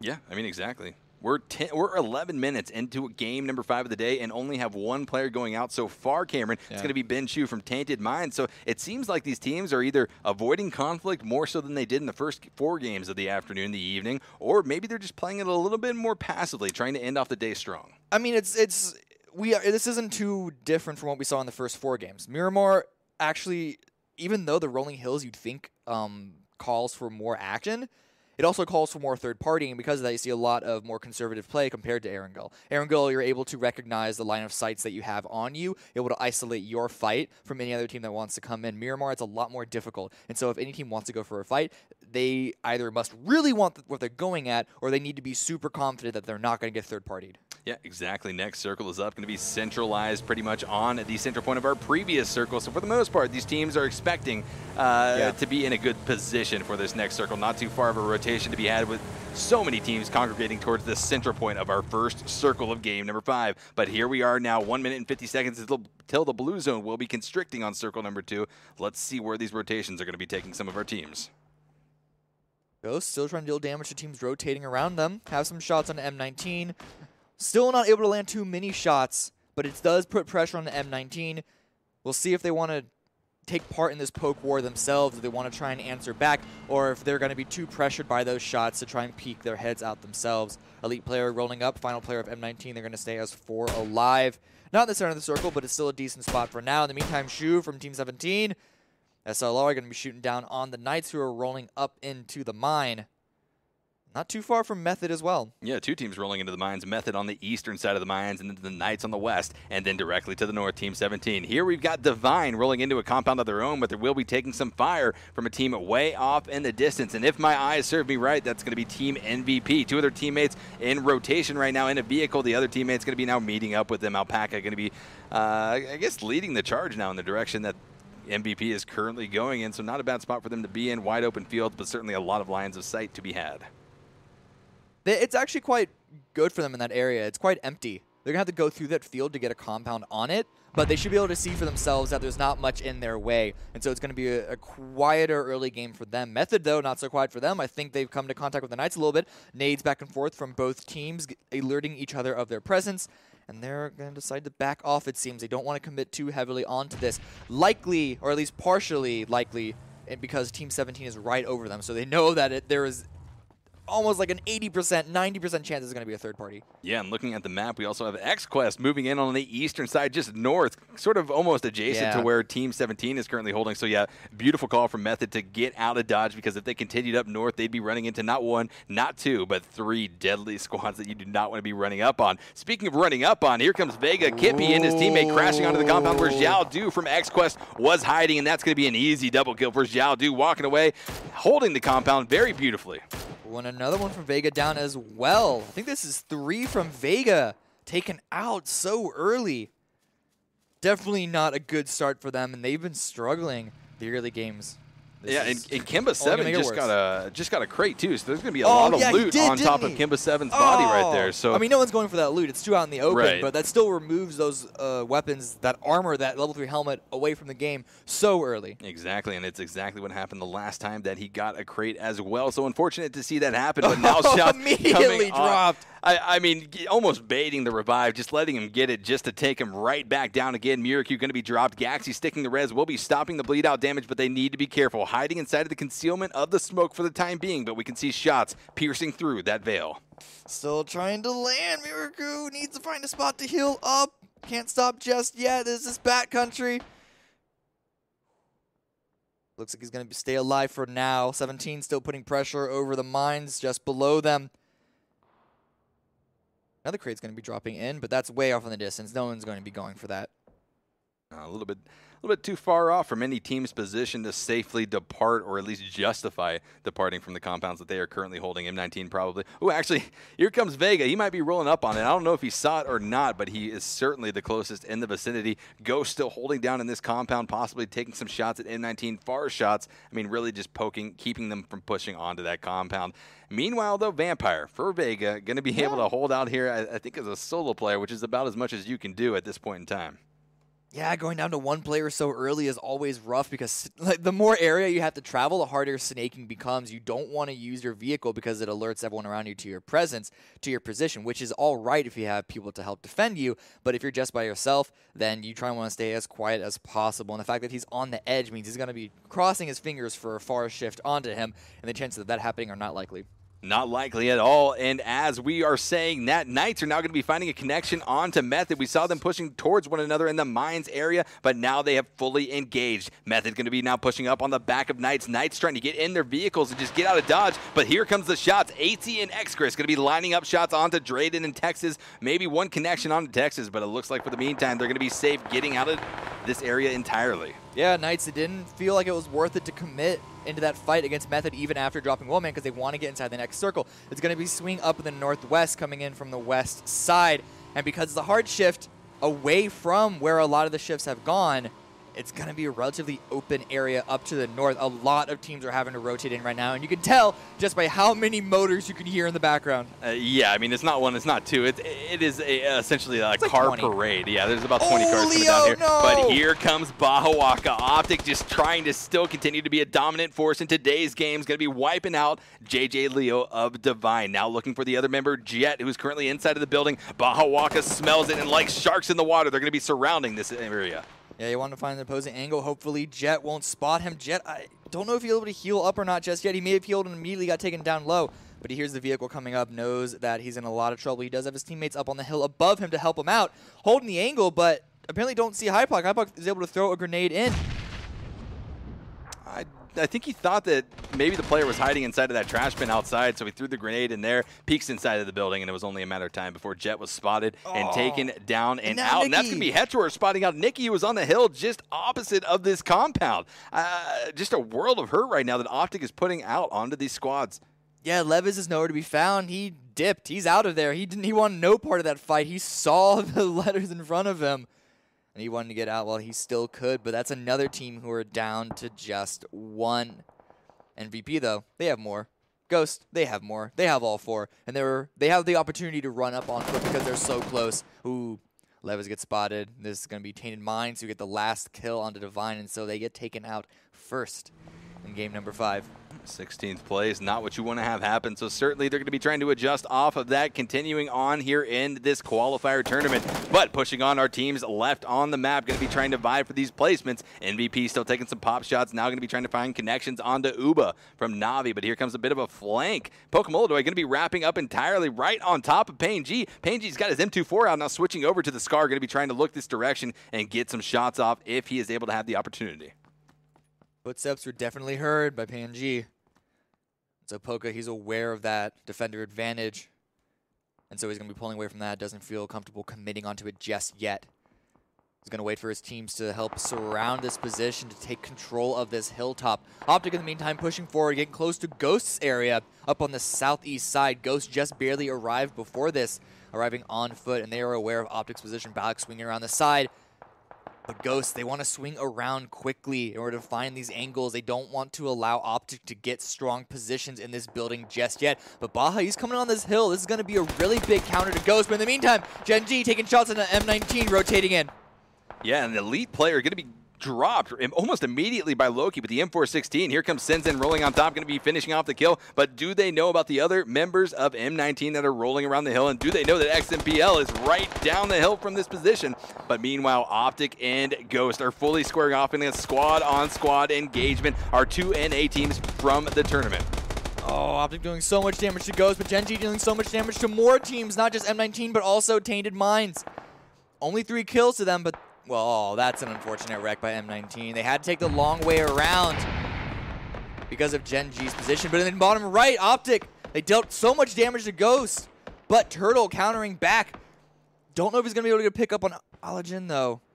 Turtle just connecting in spades with that Mini 14 onto the 2 members of Optic, Valiate and his teammate. Ooh, they need to be careful here. Watch McCoy. We need to go back to that. We got to watch McCoy on the flank. He's going to be there to stop. There are still 2 members of Optic down. They can get the pickup, but if McCoy is there quick enough, and if Hetroid doesn't look, McCoy's going to spot him out, gets the spray down, and able to get the drop. Now there's only 1 member of Optic left.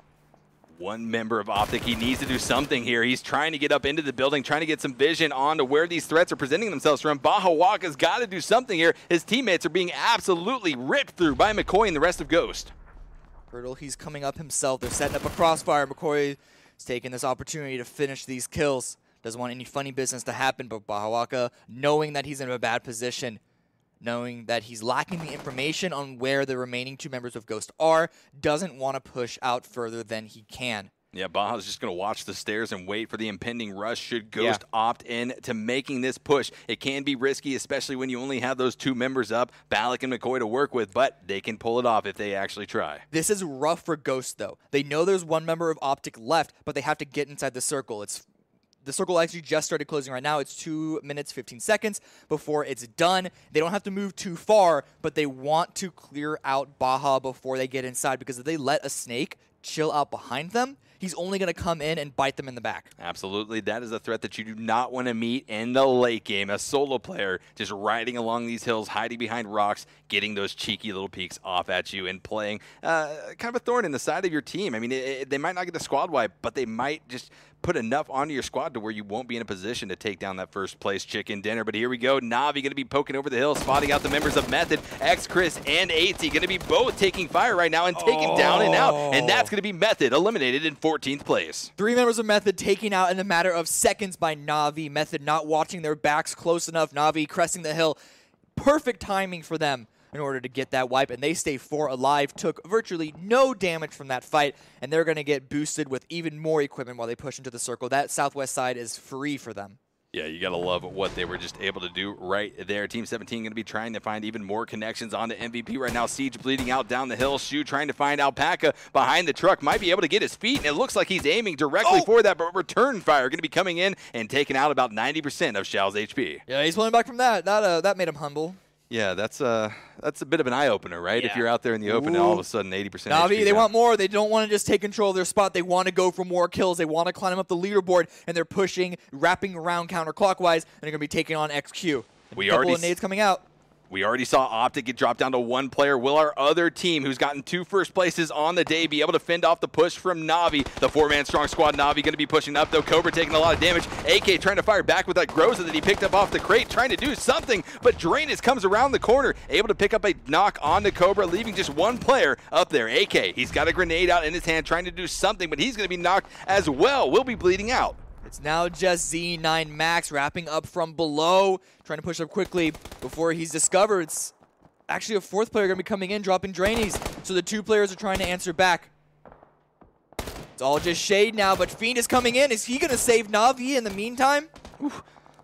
Long-range shots on Miramar can certainly be deadly on these open hills. Not a lot of cover for these guys to hide behind. That's why cars are so important for these mobile protection forts. But back and forth, these shots continue to erupt. The grenades are flying between Navi and XQuest. Will one squad, who will be able to walk out on top of this engagement? Xiao Dao is trying to do whatever he can to be that team to do so, but Shade finds the connection and wipes out XQuest in 13th place in game number 5. They got the revive on the Pokemon, and they did lose one, unfortunately. Oh, Poke got taken out again. WTSG with the long-range shot. They're going to have to get a revive there, and they can do it, but look at the minimap. Look how far away they have to move for the next circle. They're going to have to move directly through WTSG. But Gax gets taken out in the trade. Ooh, Ghost being pushed on by Secret. McCoy already finds 1. It's just 17 left, and here comes Turtle with the assist. McCoy didn't need it. Easy 2 for himself, but Turtle gets immediately taken down. Oh, and all killed. Gosh. Here comes Check Shooter from the back, wrapping around, wiping out Ghost. Once again, looking so strong, but going out in 11th.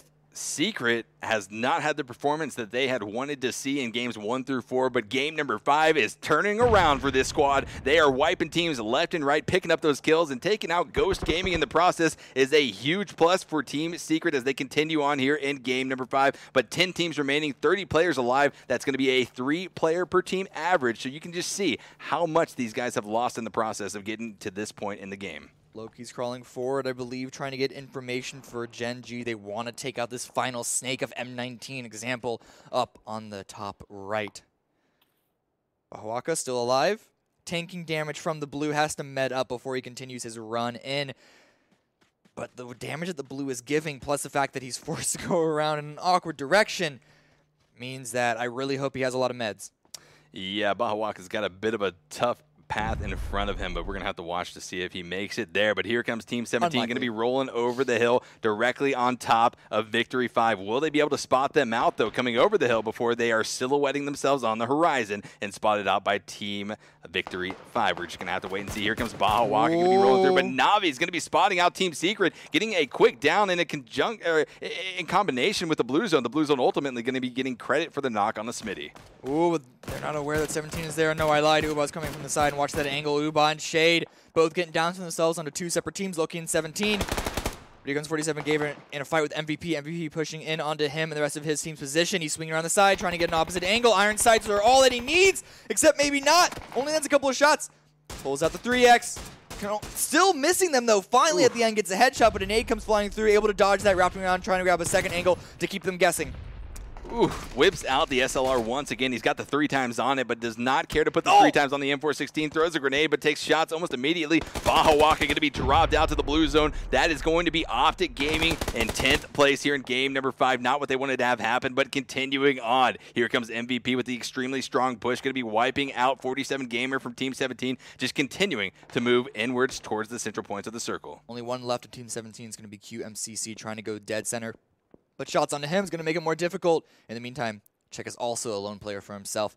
He's got less than a minute to get into the opposite side of the zone, to get inside the next safe zone before the blue overtakes him. Circle hard shifting up there to the northwest, going to present a bit of a tough path for not just Navi, but also Welcome to South George, Team Secret, Gen G, and then possibly the only member of M19 still left alive. I mean, these guys have a wide open area to cross from the east to west to get safe, and it's just going to be a time will tell situation as to who ends up making it into this next zone, Cameron.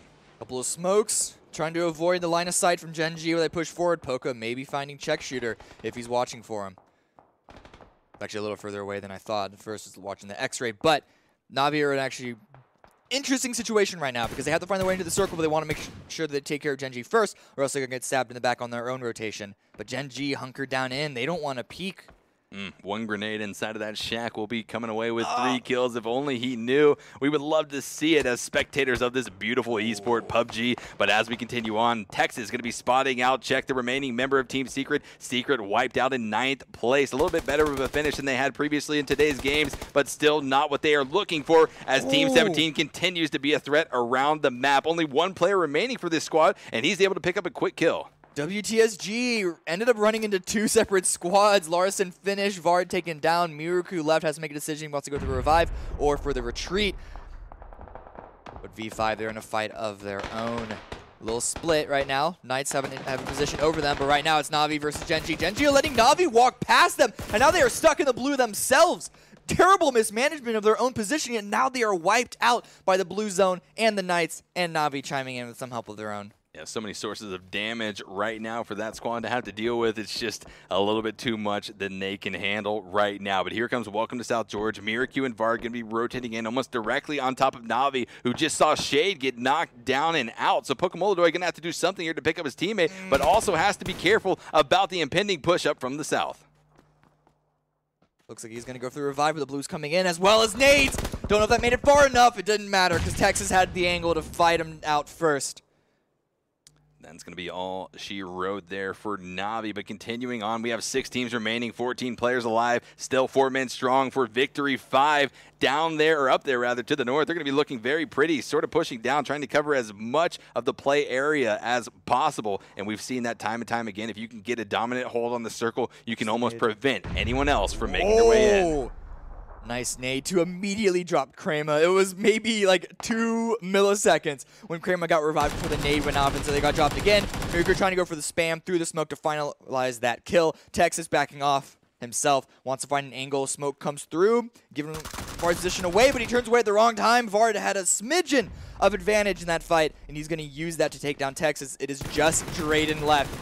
V5 finishes off the rest of M19, and now there are only 5 teams alive. Only 1 with a full 4. Yeah, and this full 4-man squad of Victory 5 is just hearing all of these shots erupt down to the south of their position, and they are wrapping around slowly, just trying to get this information as to where these threats lie. 5 teams, only 4 other enemy squads to worry about. Are they in a position, Cameron, to take away this first place? They could. They have the man advantage, but they're on the low ground. So if MVP, if they take out WTSG and Knights 17, keeping most people alive, they could have a good shot into this as well. So V5, they want to make sure they don't overpeak this. They want to try and push forward slowly, gather map control while they can, because there is a fair bit of space in front of them. TSG, though, they want to go for this fight against MVP. They want to be able to push into the circle, but MVP are in the way. They're throwing out smokes to try and block the line of sight. Yuku taking an opportunity to drink that energy drink to get that faster run. Stalling out for Var to get forward as well. You got to add that bounding tactics in. Texas is still alive.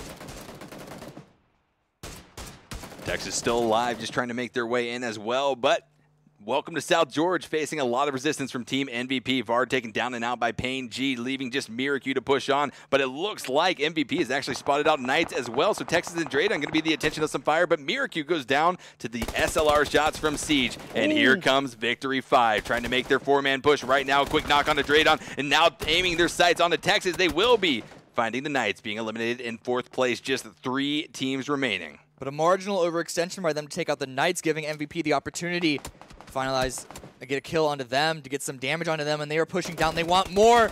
Literally taking a lot of damage. It's just, I believe, 2 players left from Victory 5 against the 3 standing of MVP, and then the single lone member of 17 still the center. 3v3v1 now because the revive did come through. 3v3v1 situation. Team 17 in a wildly different position than they were previously in just a minute ago. MVP wrapping around the northern side of the circle, trying to clear all of the edges. They will be walking up onto Ellison right now, taking him down and out. If they just continue to wipe around and just essentially dragnet this area, they're just going to take everyone down and walk away, ending the day, Cameron, day number 1, with a beautiful win. Let's see if they can't finish it, but they are in a very strong position to do so. There are only 2 members left of separate solo teams that they have to find out. Taking it slow right now. They're not going to push forward if they don't have to. There's still 19 seconds before the circle even begins to close into our final phase. And so there's going to be slowly wrapping around using the buddy system so they can keep as many alive as possible. If you walk over a snake that you don't spot, it can actually deal some pretty heavy damage. So they want to make sure that they're at least there for the immediate trade if one of their members does get taken down. Absolutely. You think about it, if one of their players does get dropped, it makes it into a 2v1v1 situation, and those odds are not good, especially in these types of scenarios, especially in the competitive scene where the shots of these players are so on point. But here it goes. MVP not overly aggressive, not going to be pushing too far out, just trying to watch different angles, making sure that they have this sort of 3-man triangle of lines of sight covered, and they need to be careful because these 2 solo players are directly to the southeast of their position. QMCC for Team 17, and then Lanren for Victory 5. So they know the general area that Lanren is at. They don't know who the 5th player is in the server. If they're amazing at counting the kill feed, maybe they can figure out that it's QMCC from 17, but otherwise they just know that it's a single snake. And even if they knew who it was, they have no clue where he is, which is why they're making sure to have their due diligence watching every single hidden angle as possible. Absolutely. In 5 seconds until this 8th circle shrink will conclude, leaving us with our final 9th circle of our final game of day number 1. And here it is. The circle is done. It will be collapsing in on itself, and it's only a matter of time before this game is over. But will it be the 3 players of MVP who come out on top, or will the 2 solo players work almost in tandem to wipe out this threat? MVP are in a really strong spot to finish this, not just because of their manpower, but because of their position. They're not dead center, but they know that the only 2 spots that are hidden from them right now are going to be forcing these solo snakes to crest over a hill, giving MVP an easy opportunity. Oh, but if QMCC, if he's been paying attention, he may know that Lanren is down below him. He may want to go for that fight to at least get himself a guaranteed second. Yeah, I mean, certainly any kill is going to be 7 points as well. So whatever you can do to add to your team's kill point total, or just point total in general, is going to be huge. Certainly we've seen some tournaments be decided by a matter of a few points, which a kill could make up for. But here it comes. Certainly this player from Team 17 knows that Lanren is there. He's throwing grenades in his direction. One more coming in. Will it be able to find its connection? Probably not. Lanren dropped down to about 40% HP as he tries to push in. Some shots coming out. Some blue damage taken by QMCC, trying to spray down onto Siege. And that's going to be MVP wiping out Team 17 in 3rd place. QMCC with those nades that Lanren threw out. He knew that it was there, but he's able to get a drop beforehand. Lanren, if he got the second, but unfortunately it's not going to be the case. PNG gets the final kill, and it's going to be MVP with the 5th victory of day number 1. Yeah, what an incredible game that MVP was able to conclude our day 1 with, walking away with the chicken dinner and the good feeling now before they go to rest up for day number 2, knowing that they ended so well. But Cameron, I mean, just an incredible day of games that we've had. Hey, this game in particular, it was kind of interesting how it played out at the very end there. Team 17 and then also Victory 5 just sort of snaking in, and M19 just had to just sit back and wait for the opportunities to present themselves, which ultimately they did. Yeah, this is likely got to position MVP at the top of the leaderboards. Yeah. Which was not expected after the first couple of games. No.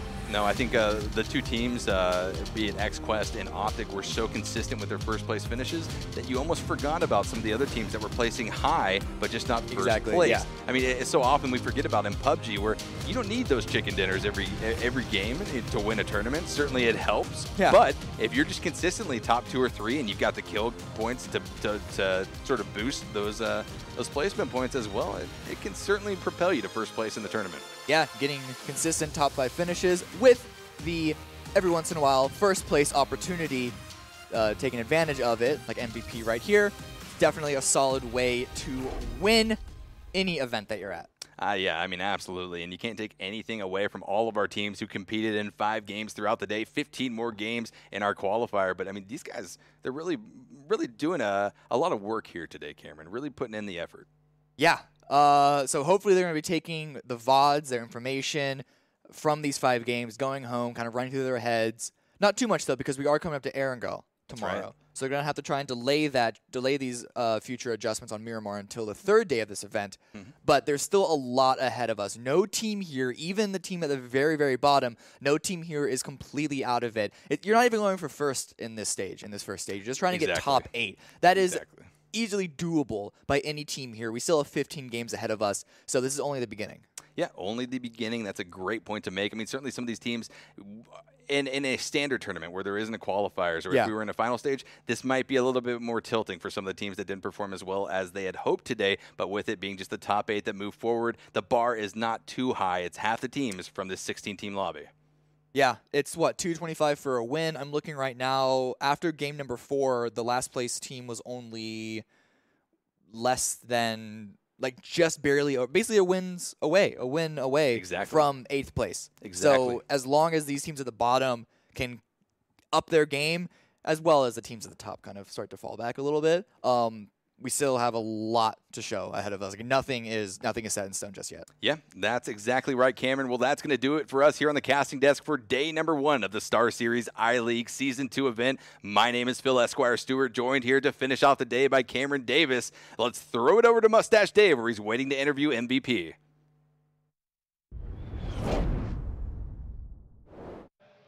All right, I'm with the team captain from MVP Pain. First of all, let me see. How you feeling? How you feeling? 근데 트랜스 필요 없지 않나? Very, very happy. I'm so glad. Yeah. All right, so how are you guys going to keep up this momentum overnight and bring it in tomorrow's games? 내일 어떻게 할 건지. 일단 오늘 했던 것처럼 실수를 최대한 줄여서 해보겠습니다. Like so today, don't have a mistake and keep going aggressively. What's one thing that MVP learned today from today's games? 오늘 게임 통해서 무엇을 배웠냐? EU, Europe is very good. What team from Europe then is the one team that MVP is watching out for? 어떤 팀을 보고? Optic. Optic? All right, cool. And you have any shout outs that you want to give to your fans out there? 한국에서 응원해 주시는 한국 팬 여러분 정말 감사하고 지금처럼 좋은 성적 내서 아시아에서도 이제 FPS 강자가 나타날 수 있는 거를 증명해 보겠습니다. All right, let me shake your hand. Thank you for translating. Hey, congrats on that chicken dinner, gentlemen. All right, well, that's MVP. That's the team captain right there. I'm going to throw it to the desk. This has been day number 1. Still got a couple more days to go. Desk, wrap it up.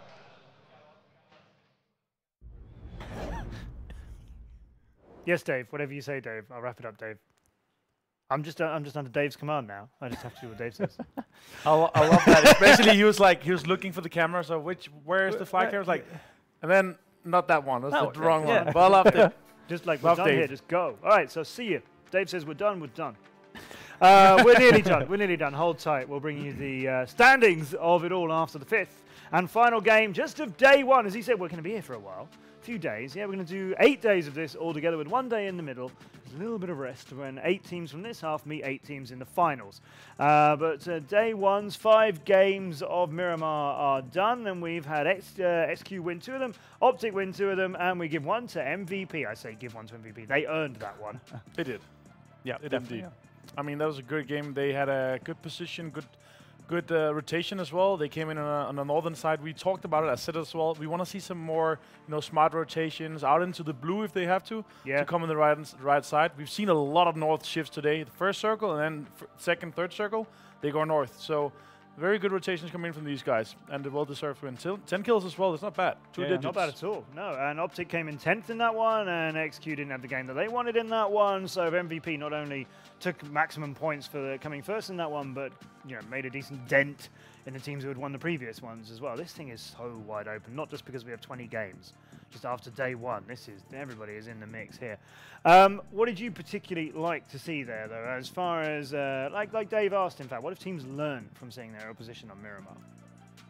I honestly say they need to rotate a lot more, like smarter. I'd say in a sense, need to scout more. I haven't seen much. I mean, I've seen it, but I haven't seen it. If you know what I mean, there's not much of it. Like they haven't used it as much as they should. And Miramar, especially with all these ridges and these massive hills, you don't see people looking around and then using that information and moving on that. Like, I don't know. I just feel like teams like Tainted Minds, MVP, obviously winning that game, but in the previous games they played Edge so much and not really benefited from the information that they gained by moving in on the information they've had on compounds and stuff. So I think they could use that a lot more, especially on Erangel tomorrow.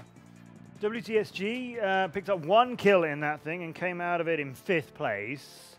You think they're prioritizing trying to get kills, even if they're not actually managing to get them? I mean, Welcome to Sargos has been a team for a long time where they're prioritizing getting a lot of kills, so they position themselves in the circle where they can get as many kills as possible.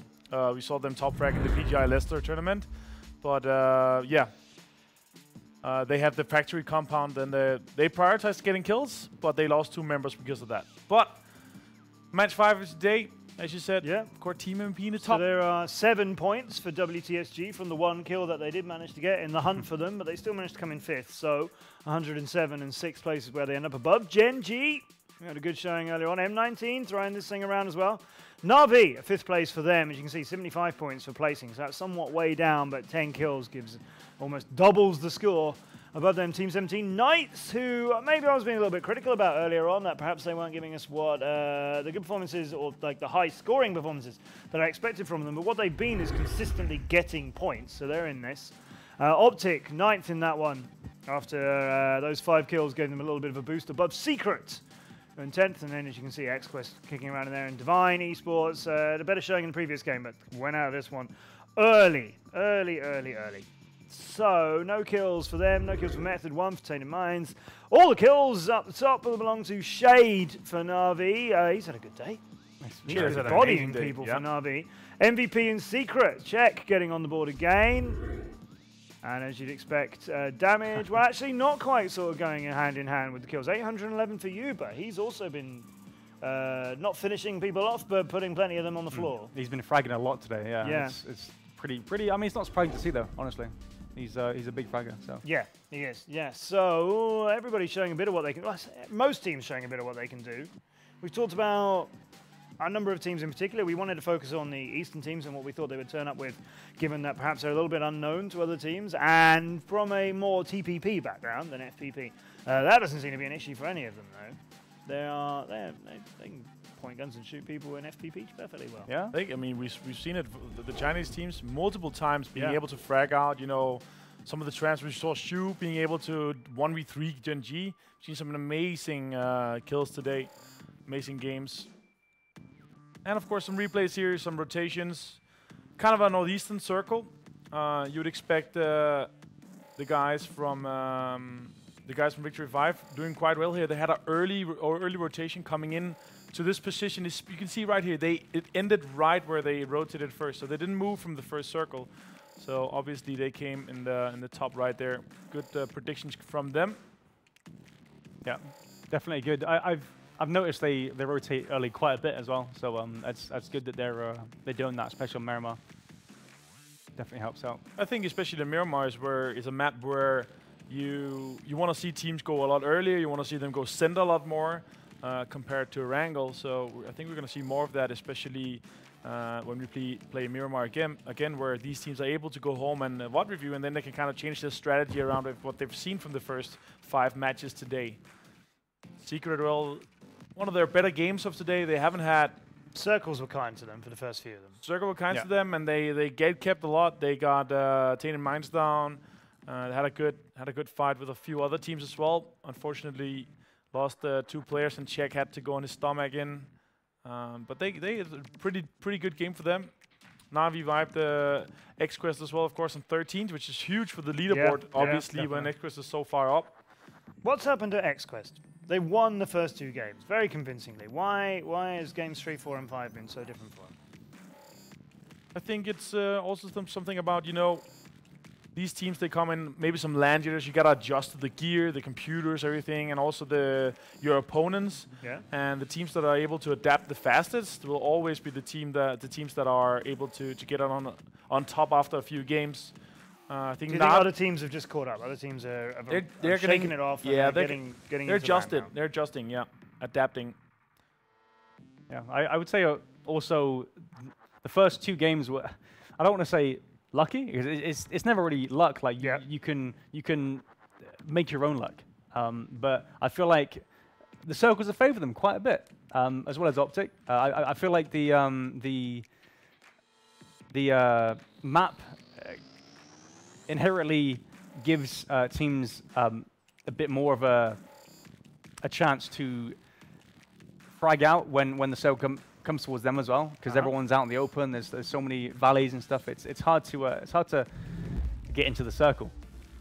There was a little bit of highlights thanks to NVIDIA, focusing on Secret, who only got 3 kills and 71 points out of that game in total after coming in 9th in our 5th match of the day. So yeah, they've got more work to do. Do we expect Secrets to be better on Erangel than they have been on Miramar? Is that for sure. Clearly a favorite map for them? They don't play that much Miramar in the South American scene. They haven't gotten enough training. So I think, I believe, 100% in my opinion, they will be showing up on Erangel. But is that also something that we can say about all teams just because Erangel was around first? I think so. Erangel should be everybody's strongest map. Some teams, Ghost actually prefers Miramar, but we haven't really seen that from them today. They've had some unfortunate luck. Their decision making has been kind of off. I feel like they're playing kind of different. I'm not sure if it's because of the sub they're playing with, Allergen, with the recent roster change. Allergen, of course, subbing for them. So I'm not sure if it's that or if it's just kind of everything's offset. But I'm expecting great things for these guys once they get winded up and get adjusted to each other. Yeah, so tomorrow is going to be a very exciting day because we've got these teams who know each other so much better, as you say, from actually having played against each other a bit on Miramar today, and it'll be on Erangel tomorrow. So the teams know a little bit more about each other. We're going to get some surprises. I'm looking forward to seeing where the drops are going to happen, where the teams are going to go to the ones we know they do so well, then when the other teams are going to go, no, you thought that was yours. No, this one belongs to us now.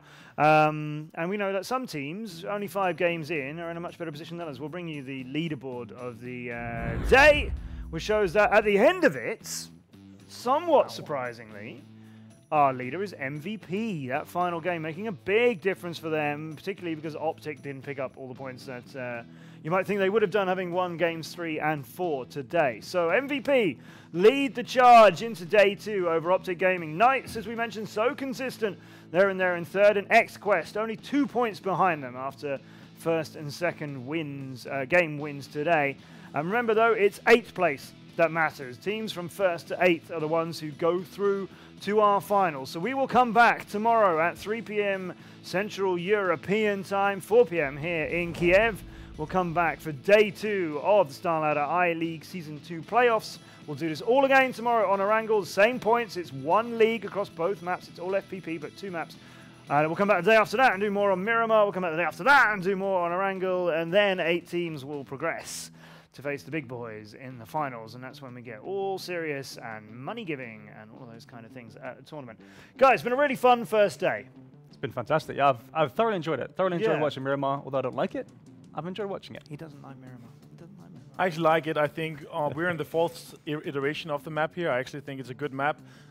We just need the teams to play it more. We need them to adjust, and I think we're going to see a lot more exciting matches, especially when we get Miramar again the day after tomorrow. Yeah, we will come back to Miramar, and it will be very interesting, you're right, Avenger, to see what the teams have learnt. Thanks to you guys, thanks to Hayes, thanks to Avenger for being such a pleasure to work with on the desk. Also, thanks to Porosaurus and Esquire and Cameron and Dave for all their work around the studio with the players and with the casting too. I'm Matt Andrews. Thanks very much for watching. This is day one. We're going to do 8 days of this. Imagine how good these teams are going to be and how well they're going to know each other by the time we reach the end. Don't go anywhere! Oh, well, all right. Okay, I'll let you go somewhere now. You can go somewhere now. But be back for 3 p.m. Central European time, 4 p.m. Kiev time. Tomorrow, we'll go to Erangel, and we'll see who turns up on day 2 of the StarLadder I-League Season 2 playoffs.